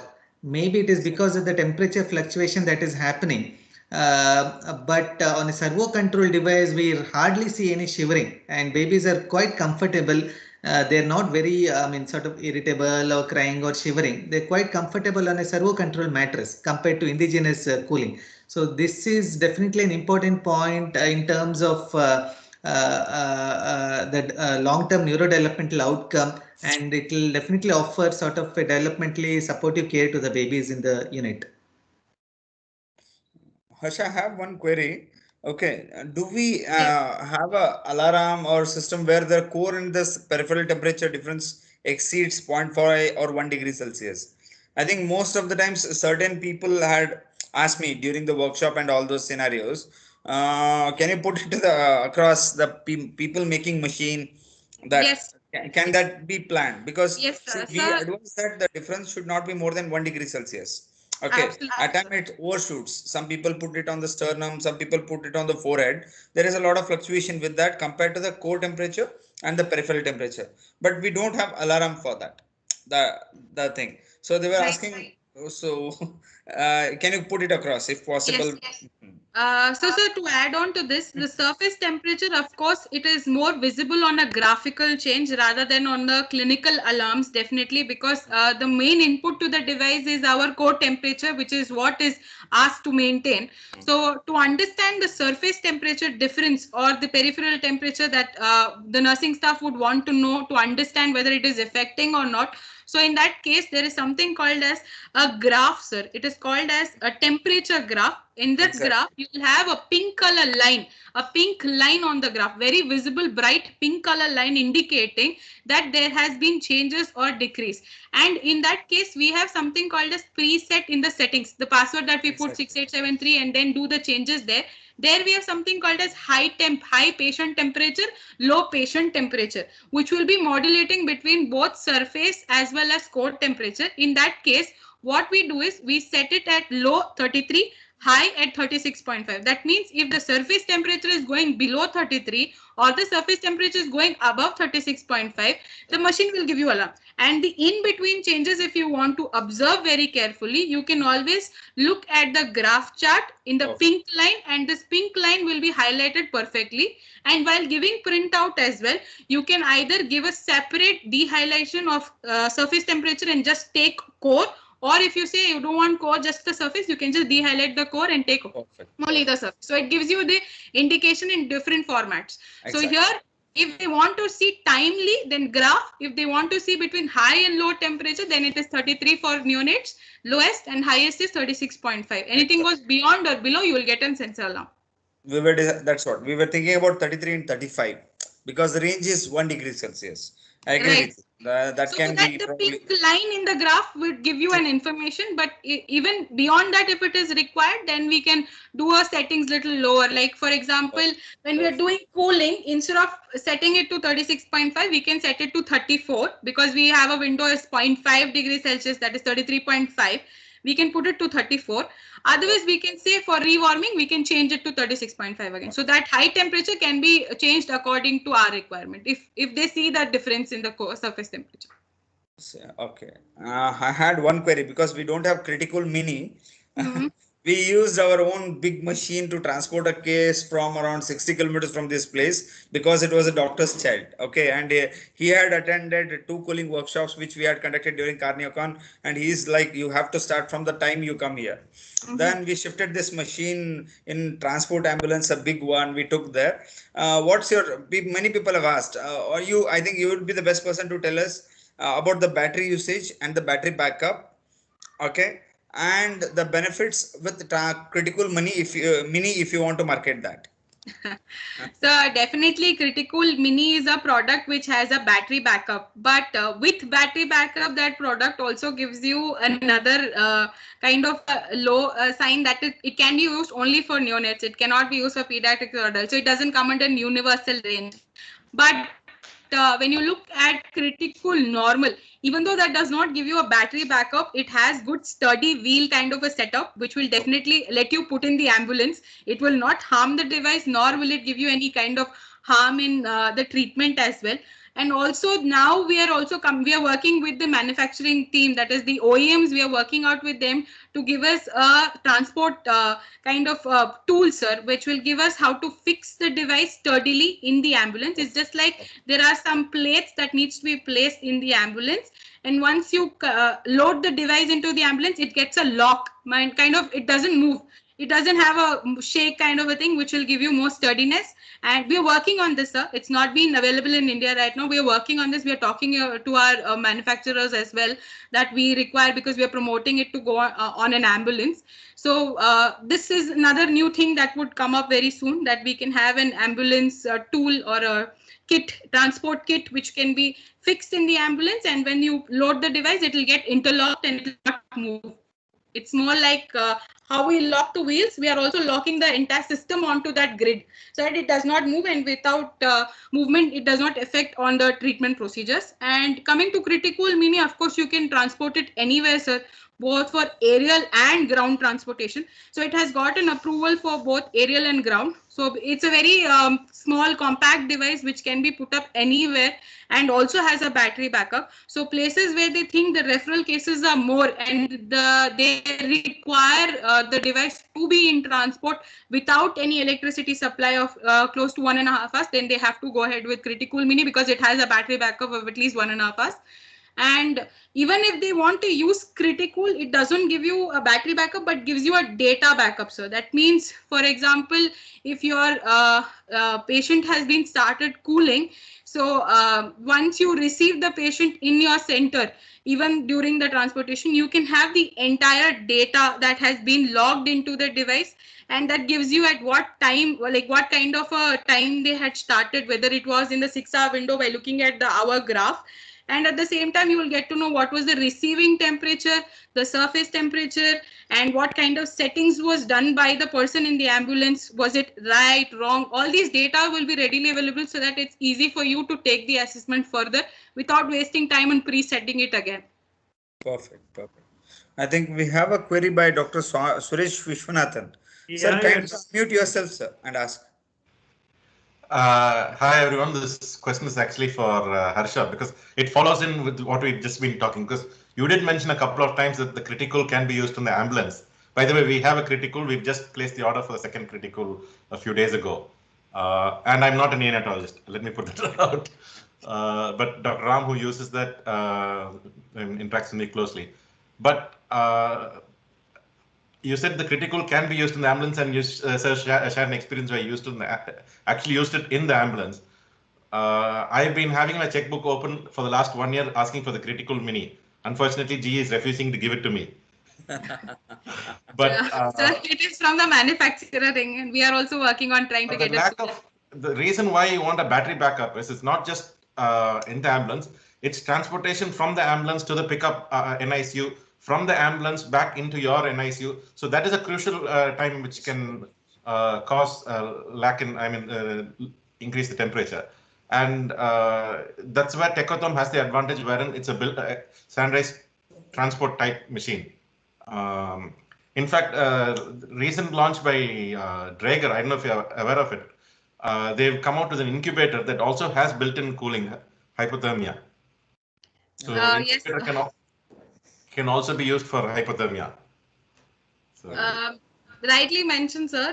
Definitely, critical doesn't give a battery backup, but mini gives you the same advantage what Tecotherm gives. So we are also working on getting the mini as soon as possible into our back to our market again. It's due to some kind of regulatory affairs that is taking some time, but we are working on it. We'll try and early get it by the next quarter itself, probably by March, April. So we work on that. And coming to the point that you told us about the Draeger introducing the new device for cooling, sir, definitely that will give you an impact on cooling. But again, rewarming, you have to do it by yourself.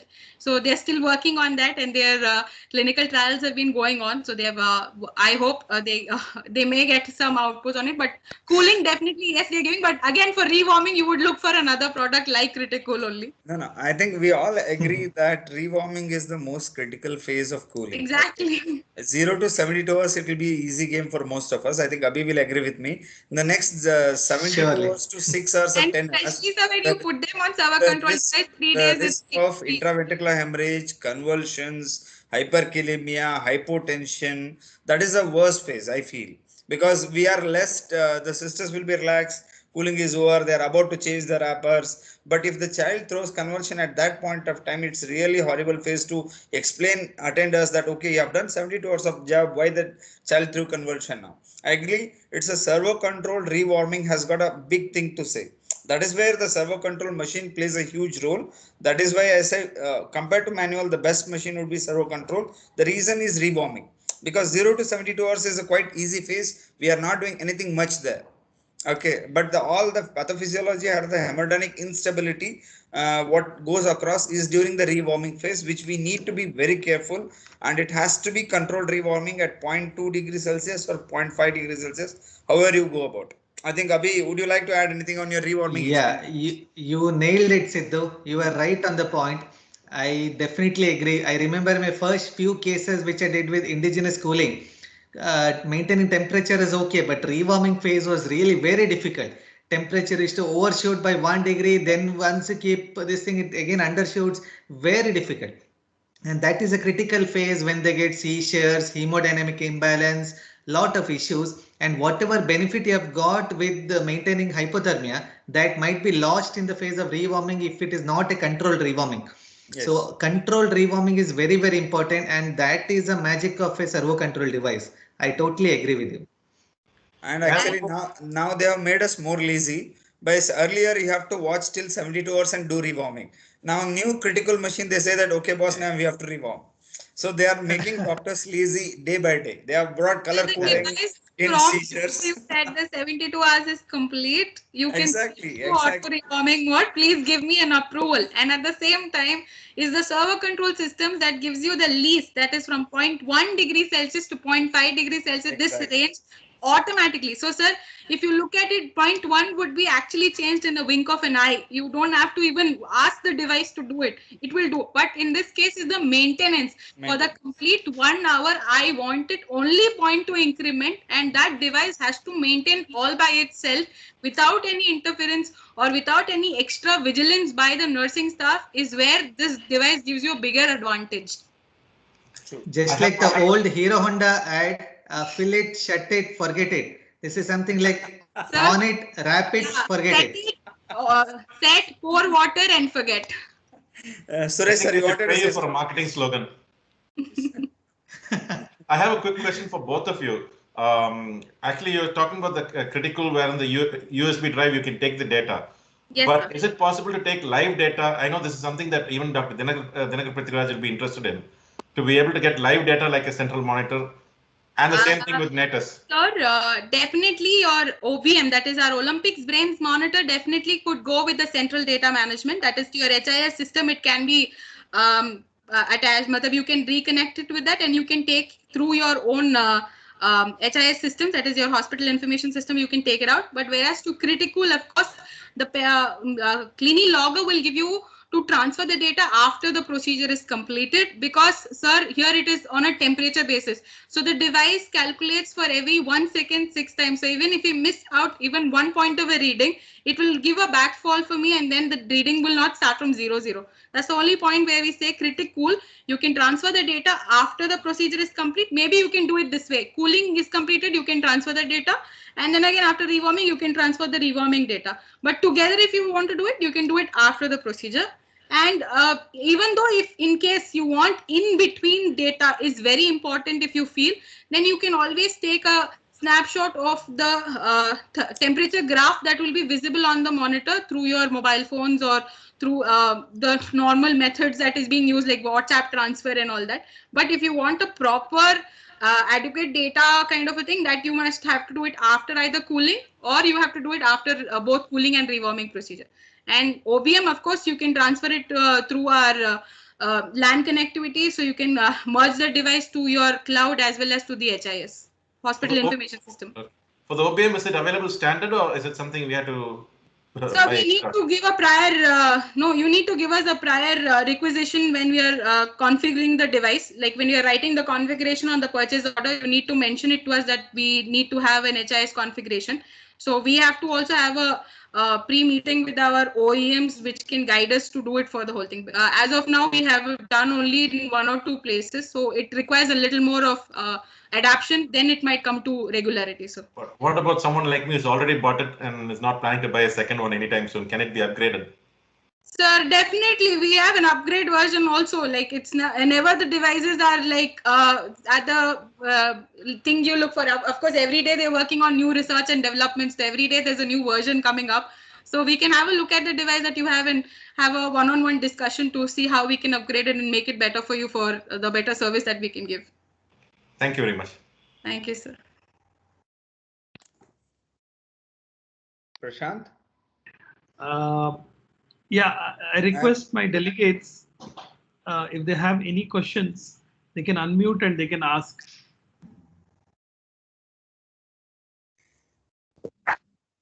Dinakar sir?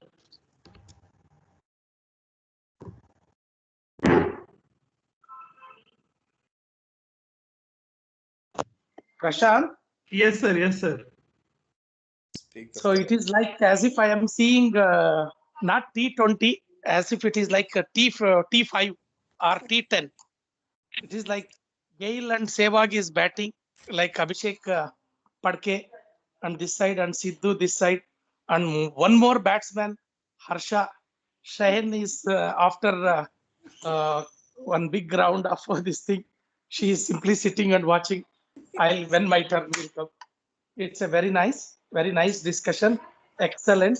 First, I thought I will just add on the one thing, Harsha. I think so. You are more expert.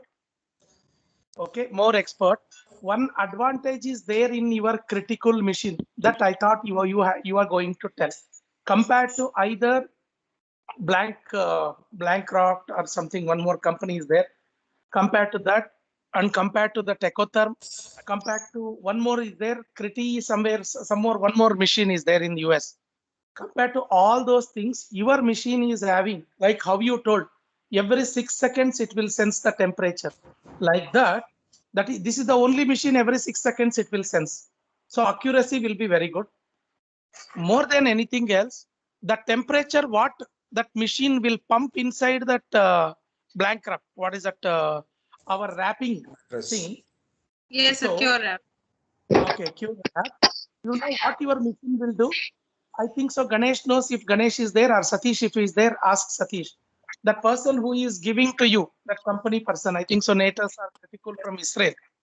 That fellow, when he came, he was telling us there is a beauty in your machine is it is a gradual increase in the pressure, then gradual decrease in the water pressure. That Exactly. is So that's why I said every 12 minutes there's a variation. It will slowly increase and slowly decrease. That's the beauty of the flow rate of the device. The flow rate is manual. Harsha, hold on. Talking too much. Other person also should leave, dear. Hey, oh, cool, dear. It is not what you told. Every 2 minutes it will empty. It is not, dear. You are beautiful speaker. You are very nice. But what your machine will do is it is a 12 seconds, not sorry, 12 minutes. What it will do in that 12 minutes, it won't take out the water completely from wrap. It won't take out. What it will do, the pressure, example, 1 bar, 2 bar, 3 bar, 4 bar, 5 bar, 6 bar, something, what I am giving the example. Then slowly it comes down. That will act like somebody is pressing your leg. Somebody is pressing your body like a massage. That is the reason, even though hypothermia you are doing, peripheral vasoconstriction will be there. Because of that pressure, it will stimulate the nerves of either dilatation. That is one good. And what is that? Subcutaneous arteries will dilate. It won't allow the subcutaneous fat necrosis. That is one good. We are giving for your machine 12 lakhs, 10 lakhs, 8 lakhs, or 14 lakhs, whatever you people will tell. That is one advantage. That doesn't have almost, it is a Israeli technology what we are having. That nobody is having that technology. That is one, Harsha. Then second thing, You told about your competitor one, they will put ethyl alcohol. Arey yaar, ethyl alcohol, everybody will put in the stomach here. Okay, nothing will, even we clean in the, even to the babies, we do clean with the ethyl alcohol only skin before pricking. Sir, Okay, even, no, listen, Harsha, listen to me, yaar. I have listened to you for 1.5 hours. Okay, and nothing. Santosh. Okay, so what I want to tell you is, so ethyl alcohol, even if it's nothing will happen. But the thing is, ethyl alcohol might have some corrosion effect inside, even though it is in the tube, even though it is in the pumping in the things, the wrapping what they use probably a plastic. But here, there is a lot of things that nothing like ethyl alcohol and this thing, because we are also putting, when we are removing the water from your, for each baby. Suppose if there is continuous, we can use for 2 babies. Means 6 days later we have to empty it and put a soda, some tablet inside it, leave it for some time, then we remove it. No, yes, remove sir. it. That is the water. But ethyl alcohol, so comparison with your company product, you cannot do it, because in that it is safe. But one more thing in that Tecotherm or whatever it is, the gradual temperature of 0.1 to 0.2, 0.5 and like that, that is their added advantage in your company machine compared to the your competitors. In the world, there are 5 competitors to you. In that means servo control, the FDA approved, proved one, 5 compared to that. This is one edge yours. Then the Yes. second thing, somebody was asking in the ambulance. I think so, Suresh, if he can give you in 2 minutes. He was telling me G8, G10, one small clip. You, Harsha, you no need to ask from any company from Israel. Just ask Suresh. He will tell you, or go to Penia. They will give you in 5 minutes clipping. It's not a big matter. That is second thing. The third thing about, no, Harsha, I'm joking, dear. You are my close friend. You know how I am to you. Okay. And one more thing. One more. The good news is this. Already it has been told to the Israel company by your to, I mean, it has been communicated to Israel company, uh, live demo when we are using. So it has to come to the cloud or no, to the hospital information system directly instead of that data. Instead of data, so they are already started producing some VGA, something like that. Already Yes, they they're started. working on it, sir. They're working on it. Oh, 2 months back only, we have 2.5, 3 months back only communicated. They are going to give when VGA with Wi-Fi. It is going to communicate to your central nursing station, and that is Yes. they are planning to do it now in the central nursing station. All the graphs like what Ram is doing in the SLE 6000 ventilator, all the bars. No, the same Yes. thing they are also planning to do there. Yes, sir. Okay, Yes, sir. in one more advantage in your it is going to come. And regarding the battery backup, no, even in this, when we ask, since it is a bigger machine, volume is more than, I think so, it is a 2 liter or 3 liter, 2.7 or 3 liter, I don't remember how much it is. How much, Arsha? Sir, for critical, it is 6 liters. Critical mini, it is 1.5, sir. Okay, something, no. So what I want to tell you is your machine comparison. Just I am doing why I am not your salesman. Why I am telling you your machine is better is it is not that data what we are keeping. No, even it stores a lot of messages, lot of patients with the graphs. Somebody, Yes. if anybody used really that graph and put it into your laptop or your computer and you can take it, lot of things it will connect. Critical. And come to the CFM, just I thought I'll ask you Sidhu, and I'll ask you somebody, I think so, what is it, Bidri sir, are you here? I think so, Bidri sir left. Okay. So what I want to ask you, if yours is 12,000, because we use for 7 patients or 5 patients, and we are doing this thing. Just after you told sir, we after ETO we can use it. But I am asking Sidhu, I am Yes, sir. asking Abhishek Padke, or whoever asking. You send the Curo app and do ETO and start using for the babies. Tell me how many babies you people have used after ETO sterilization, and just clean it with the, what is that, bacillide spray to that, and later you use it. With ETO, you cannot use more than 3 babies because it will have the leaking. Because that ETO, whatever we are using, it Leaks. penetrates. Yes. Leak. More than 3 patients you cannot use. So Three, sir. 12,000 one machine, 12 12,000 rupees one machine, sorry, one Curo app. Suppose BPL card patients are there. I don't know what Sidhu was doing. Sir, Number one, bacillide spray, if you will spray up to 7 patients, we can, because bacillide spray will take it very beautifully. And that is also almost 90% it is better. So if the patients are BPL card, you are having, so better to use it, because we used up to 7 years also in the bacillide, the experience. Harsha, you are, that is one advantage of your Aurora.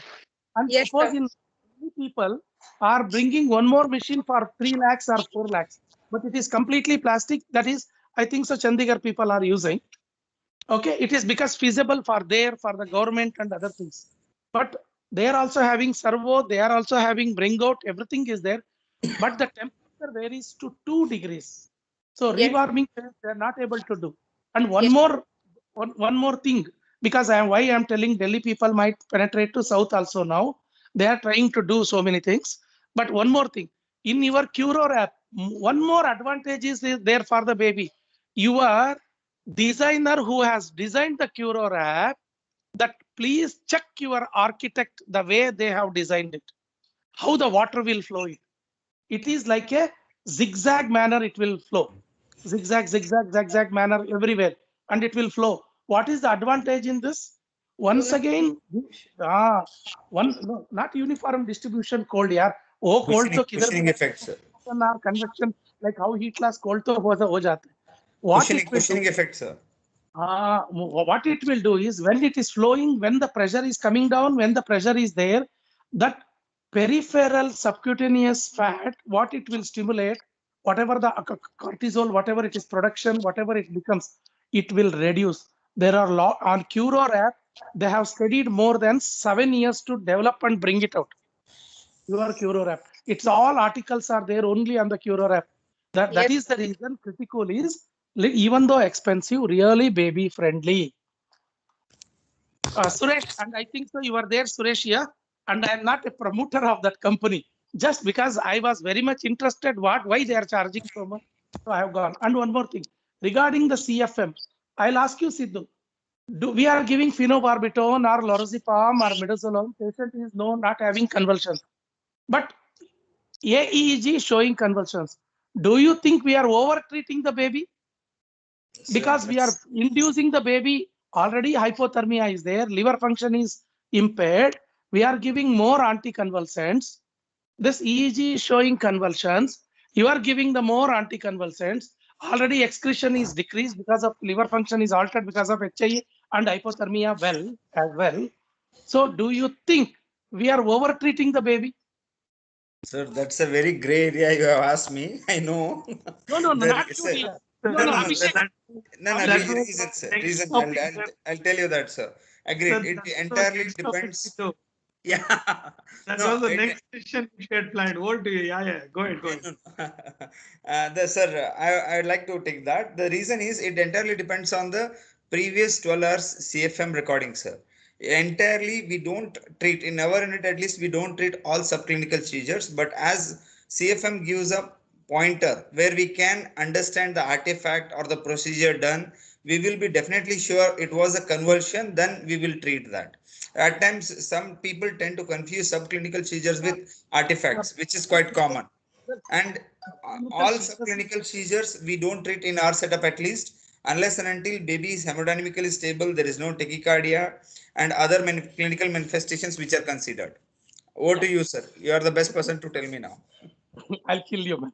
Sidhu, you are my friend. Okay. Abhishek, what is your take of deal? Yes, sir. No, Yeah, anybody. yeah. in this platform? Yes, that was a very good question, sir. But I think, like Sidhu said, all subclinical seizures need not be treated, and we might end up giving higher doses of anticonvulsants. So definitely, CFM has to be interpreted with our clinical acumen, and yes, it is very important to strike a balance between the two. Then if it is like that, it's just an argument for our own sake. Just it is not like showing off or something like that. Dear. In case if it is subclinical seizures you are not treating, then why we need CFM? Number one question will arise there, ethical question. Number second, if you'll give more phenobarbital, any sedation, what happens? The wavelength, whatever the 1 micron, 2 micron, 3 micron, up to 3 micron, the wavelength will decrease. So instead of you are telling it's a bus suppression or what? Sorry, not bus suppression. What is it? It can become a isoelectric or flat trace. It will try to show. Then the interpretation to the parents, because everything is evidence there, it will store. Interpretation to the parents, whatever the two flat or isoelectric, but it will become very less. Whether that is because of your over treating or not, there are what is your influence, Sidhu ji? Sir, I totally agree with you. Sir, first thing is CFM is just a machine and it has to be interpreted continuously. And you would know how many doses of phenobarbital you would have given previously before understanding. If any anticonvulsant was not used and if there is an isoelectric pattern, that definitely will help us in prognostication. Okay, and what we said here was we don't treat all subclinical seizures, but that doesn't mean we treat subclinical seizures to a certain extent, but definitely ruling out artifact or any other procedure was done. For that matter, initially we secure UVC as soon as the baby comes, and there will be certain times when the medication is given, if the baby is on any IV antibiotics or any procedure was done or a pad was changed or probe was changed. Okay, No. we So make sure one those second. That artifacts is are taken care artifact of. is different. Artifact machine is having AI. It will itself will give a signal. It is an artifact. Sir, even Only thing artifact can manifest as, yeah, our nurses should enter there. It is an exactly, artifact. What exactly. is That is whether my she has point, sir. put a pamper or kaka or what she has removed. That's all. We have to tell. Simple word. No, one more thing. One more thing. In case our machine is there. See, there is a one. I heard all the people are telling whatever anticonvulsants you give, if it is an HIE, usually up to 3 days, baby will have seizures. Not Yes, all babies. yes. If it is a moderate to this thing, Severe encephalopathy. okay, moderate to up to 3 days, whatever the course of HIE is there. You know the no, initial phase, latent phase, and later completely latent phase. In that, almost it is a 3 days. That is the reason we do the hypothermia for 3 days. So whatever we do, convulsions will be there. So in what way our CFM machine? Why I am using our? Really, it is good. It is you. We think it is going to help in a HIE case because we use only HIE. Other than this, because number two, what I feel is for the medical legal aspects in a Europe, number one, how much it is significant hypothermia, because gynecologist will tell there was no seizures. If intrapartum there is not, there is called perinatal depression, then perinatal asphyxia. Asphyxia, if you will tell, then if the parents will go to the court, then gynecologist will be called. So then it will say ABG version they will take. Then convulsions they will take, means a physical examination of the baby. In that you have to write the convulsions word. Then you have to see the autonomous system whether it is involved. If convulsions is not there, subtle seizures. So for that they have used. So do you think for in a resource less setting, CFM is not there medico legally? If it is so, ABG is not showing at least 9, at least minus 10 if it is there, okay. Minus 12, okay. Minus 13, definitely yes. Minus 15, so definitely yes. If the pH, if it is 10 or 11, minus 10 or 11, pH is in the border of 7.1. So she's a subtle seizures is there, but we have not noted. Baby is depressed. Those times CFM will definitely save the Definitely. neonatologist. Yes, sir. Neonatologist. So why Yeah, I am no saying doubt, no doubt, sir. So totally yesterday, agree with you, sir, on that. No, sir. Yesterday I have been to one ex-hospital. Ex-hospital. Unfortunately, I went to some place. They have called me, sir, you have to come for the support. Really scenario, patient has come, 35 years old person come here with slightly abdominal pain and burning sensation. So he sat, after one injection, some X, patient collapsed and gone. So the patients are started telling because of injection, patient is gone. That why I am telling mock drill and simple technology. I remember that time Suresh, he is a so great person using the technology. I am really his fan. Really his fan. Suresh, I am really your fan. Using every technology. Suppose ECG, if they would have done, the ECG machine itself will having AI. It will only tell what is the things. Then so it will go to the central. So ECG people, they will give in 4 minutes the report. So they would have saved. So like that, this machine also will save us, not only other things. Sushan, and over to Prashant. Harsha, over to you. Yeah, yeah. So Any you of have our covered it all in detail. Huh? So you've elaborated it very nicely. So I have like it's like properly clean and surfaced. No, dear. Dinakar sir really summed it up very well. Strong foundation, sir. No, actually, Dr. Suresh.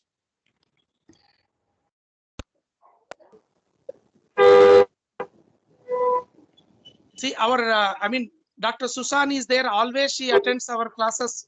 I think so. She is from Kerala. Welcome, madam. And your talk was excellent. Sidhu, you are really nice. Your Gail. So that side person is Sevak. So I think so. She what is it? Harsha is Sidhu. So sing only, no Sidhu. So okay, over to Prashant. Yes, sir. So I request our delegates if they have any specific question, they can unmute and they can ask our panelist and speaker directly. I think most of the technical aspects we have covered. Any question is there, they can raise hands or they can unmute themselves and they can ask. So we are planning for one session on how to switch on till putting wrapping everything live demo session. That probably next class we will plan. So that is a request which has come, and the technical hiccups while doing that. That we will have one class live demo and easy way step by step approach, and then we have other things which we need to monitor, non-invasive mode of monitoring thing, icon system monitoring, integrated approach monitoring, hero scoring. All this are the next topic which is coming up. Plus we have other topics like over treating in therapeutic hypothermia for seizures, which tricky situations, whether to cool, not to cool. So that we will take up as another session. These are the sessions which are coming up. I'm just giving a glimpse of it. And then we will have a live demo of ventilators as well. And then we have live demo of how to hold a probe, how to get a proper image, what is a proper gain. These are the some things in ultrasound live demos will also start. So I think as of now, the setting up of hospital we will conclude today, but we'll have monitoring and other classes which are coming up, very interesting and practical classes which are coming up, which we face in our day-to-day practice. So that we'll try to cover. If you have any suggestions from your end, you can always reach out to us and send our email or WhatsApp to our number or nnf.kr@gmail.com. This is our official email ID. You can send the topics which you want. We will try to see whether that particular session fits into that particular topic or not. So if there are no questions from the audience, we will close the session.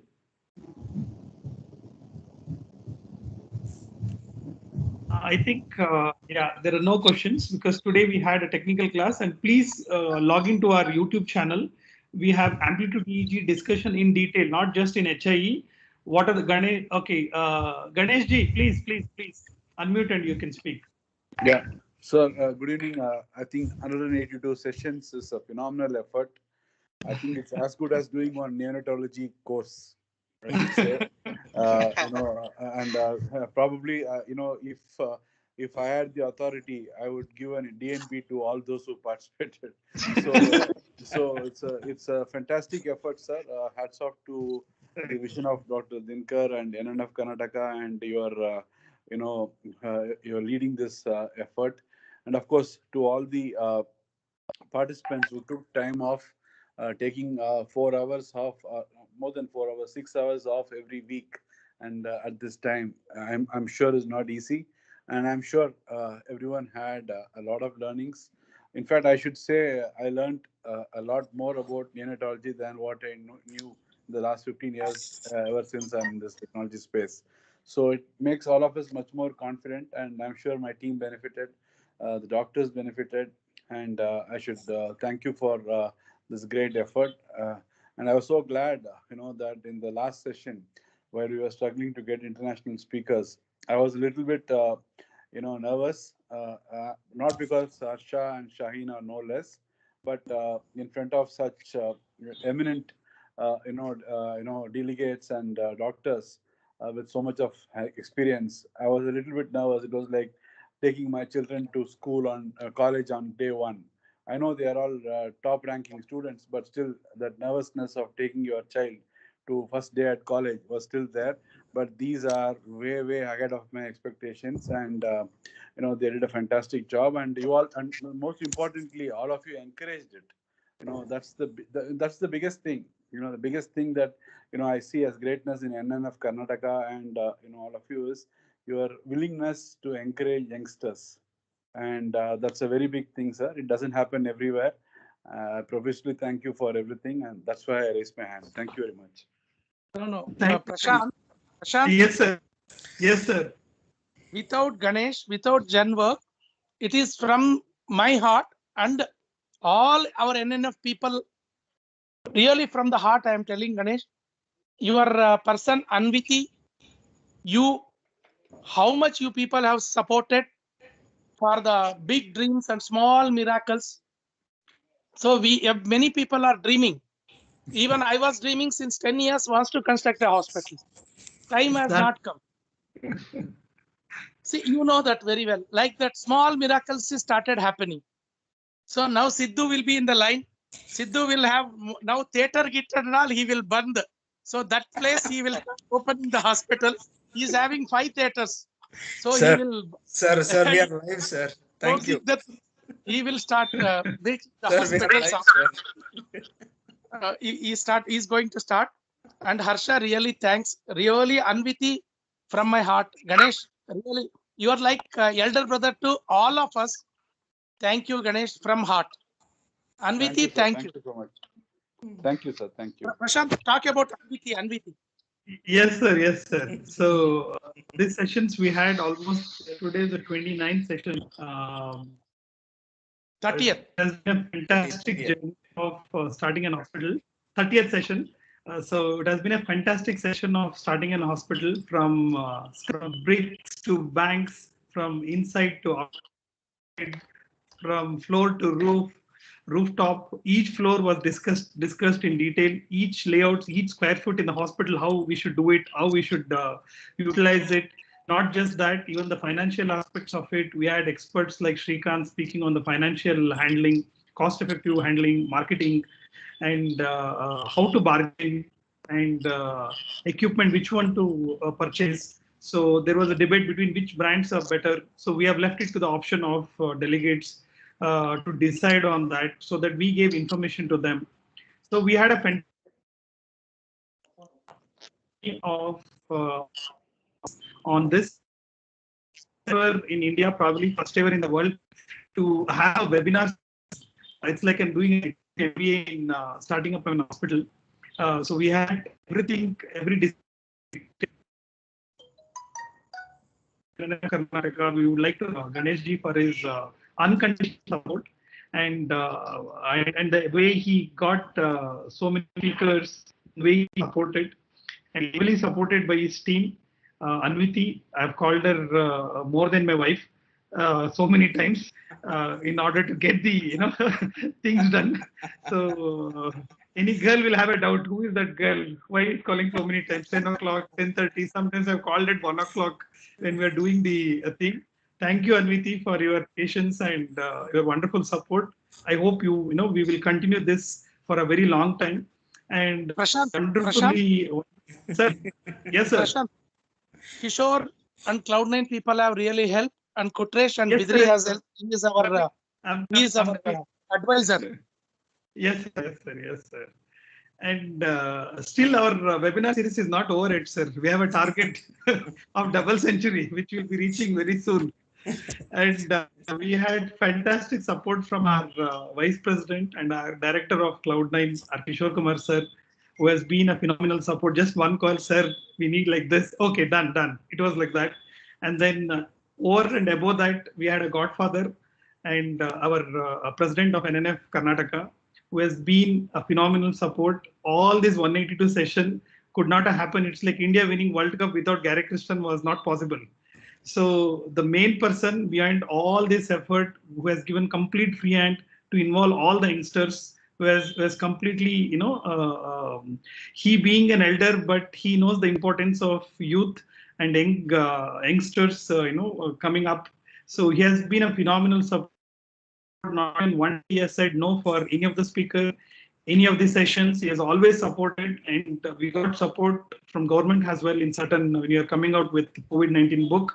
So thank you, sir. Thank you, Kotreshi sir, and all the people who have participated on this webinar series of starting up an hospital. Our speakers from all over world, from our Namma Bengaluru and our Karnataka, and then outside Karnataka.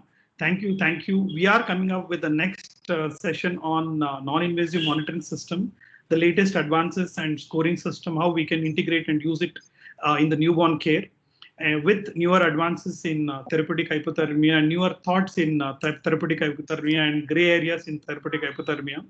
So a lot of exciting sessions are lined up.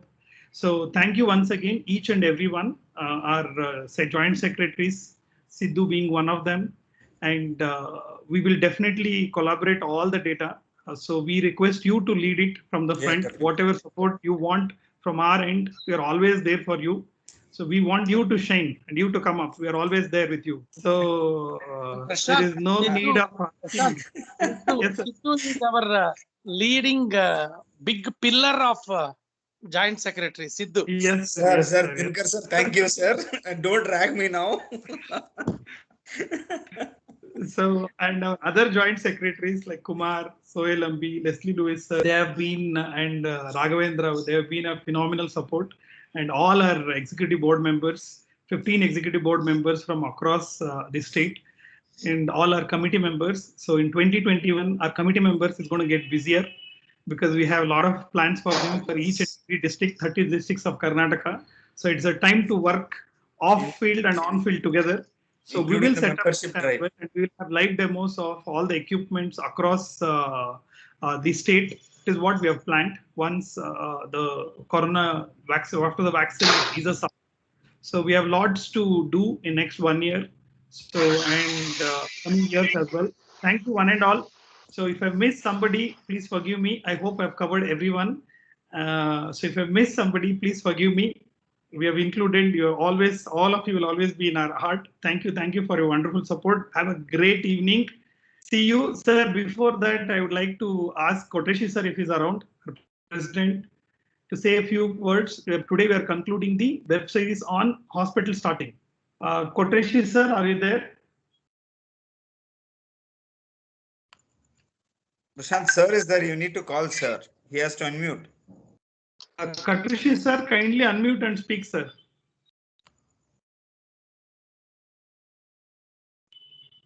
I think there was problem with audio. That is what he was messaging. Anyway, thank you one and all. Have a great Wednesday evening. We'll catch up again with a really exciting topic. I'm getting excited with non-invasive monitoring system. We have experts, both national and international speakers lined up. Thank you. See you again. Bye. Take care. Bye. Thank you, sir.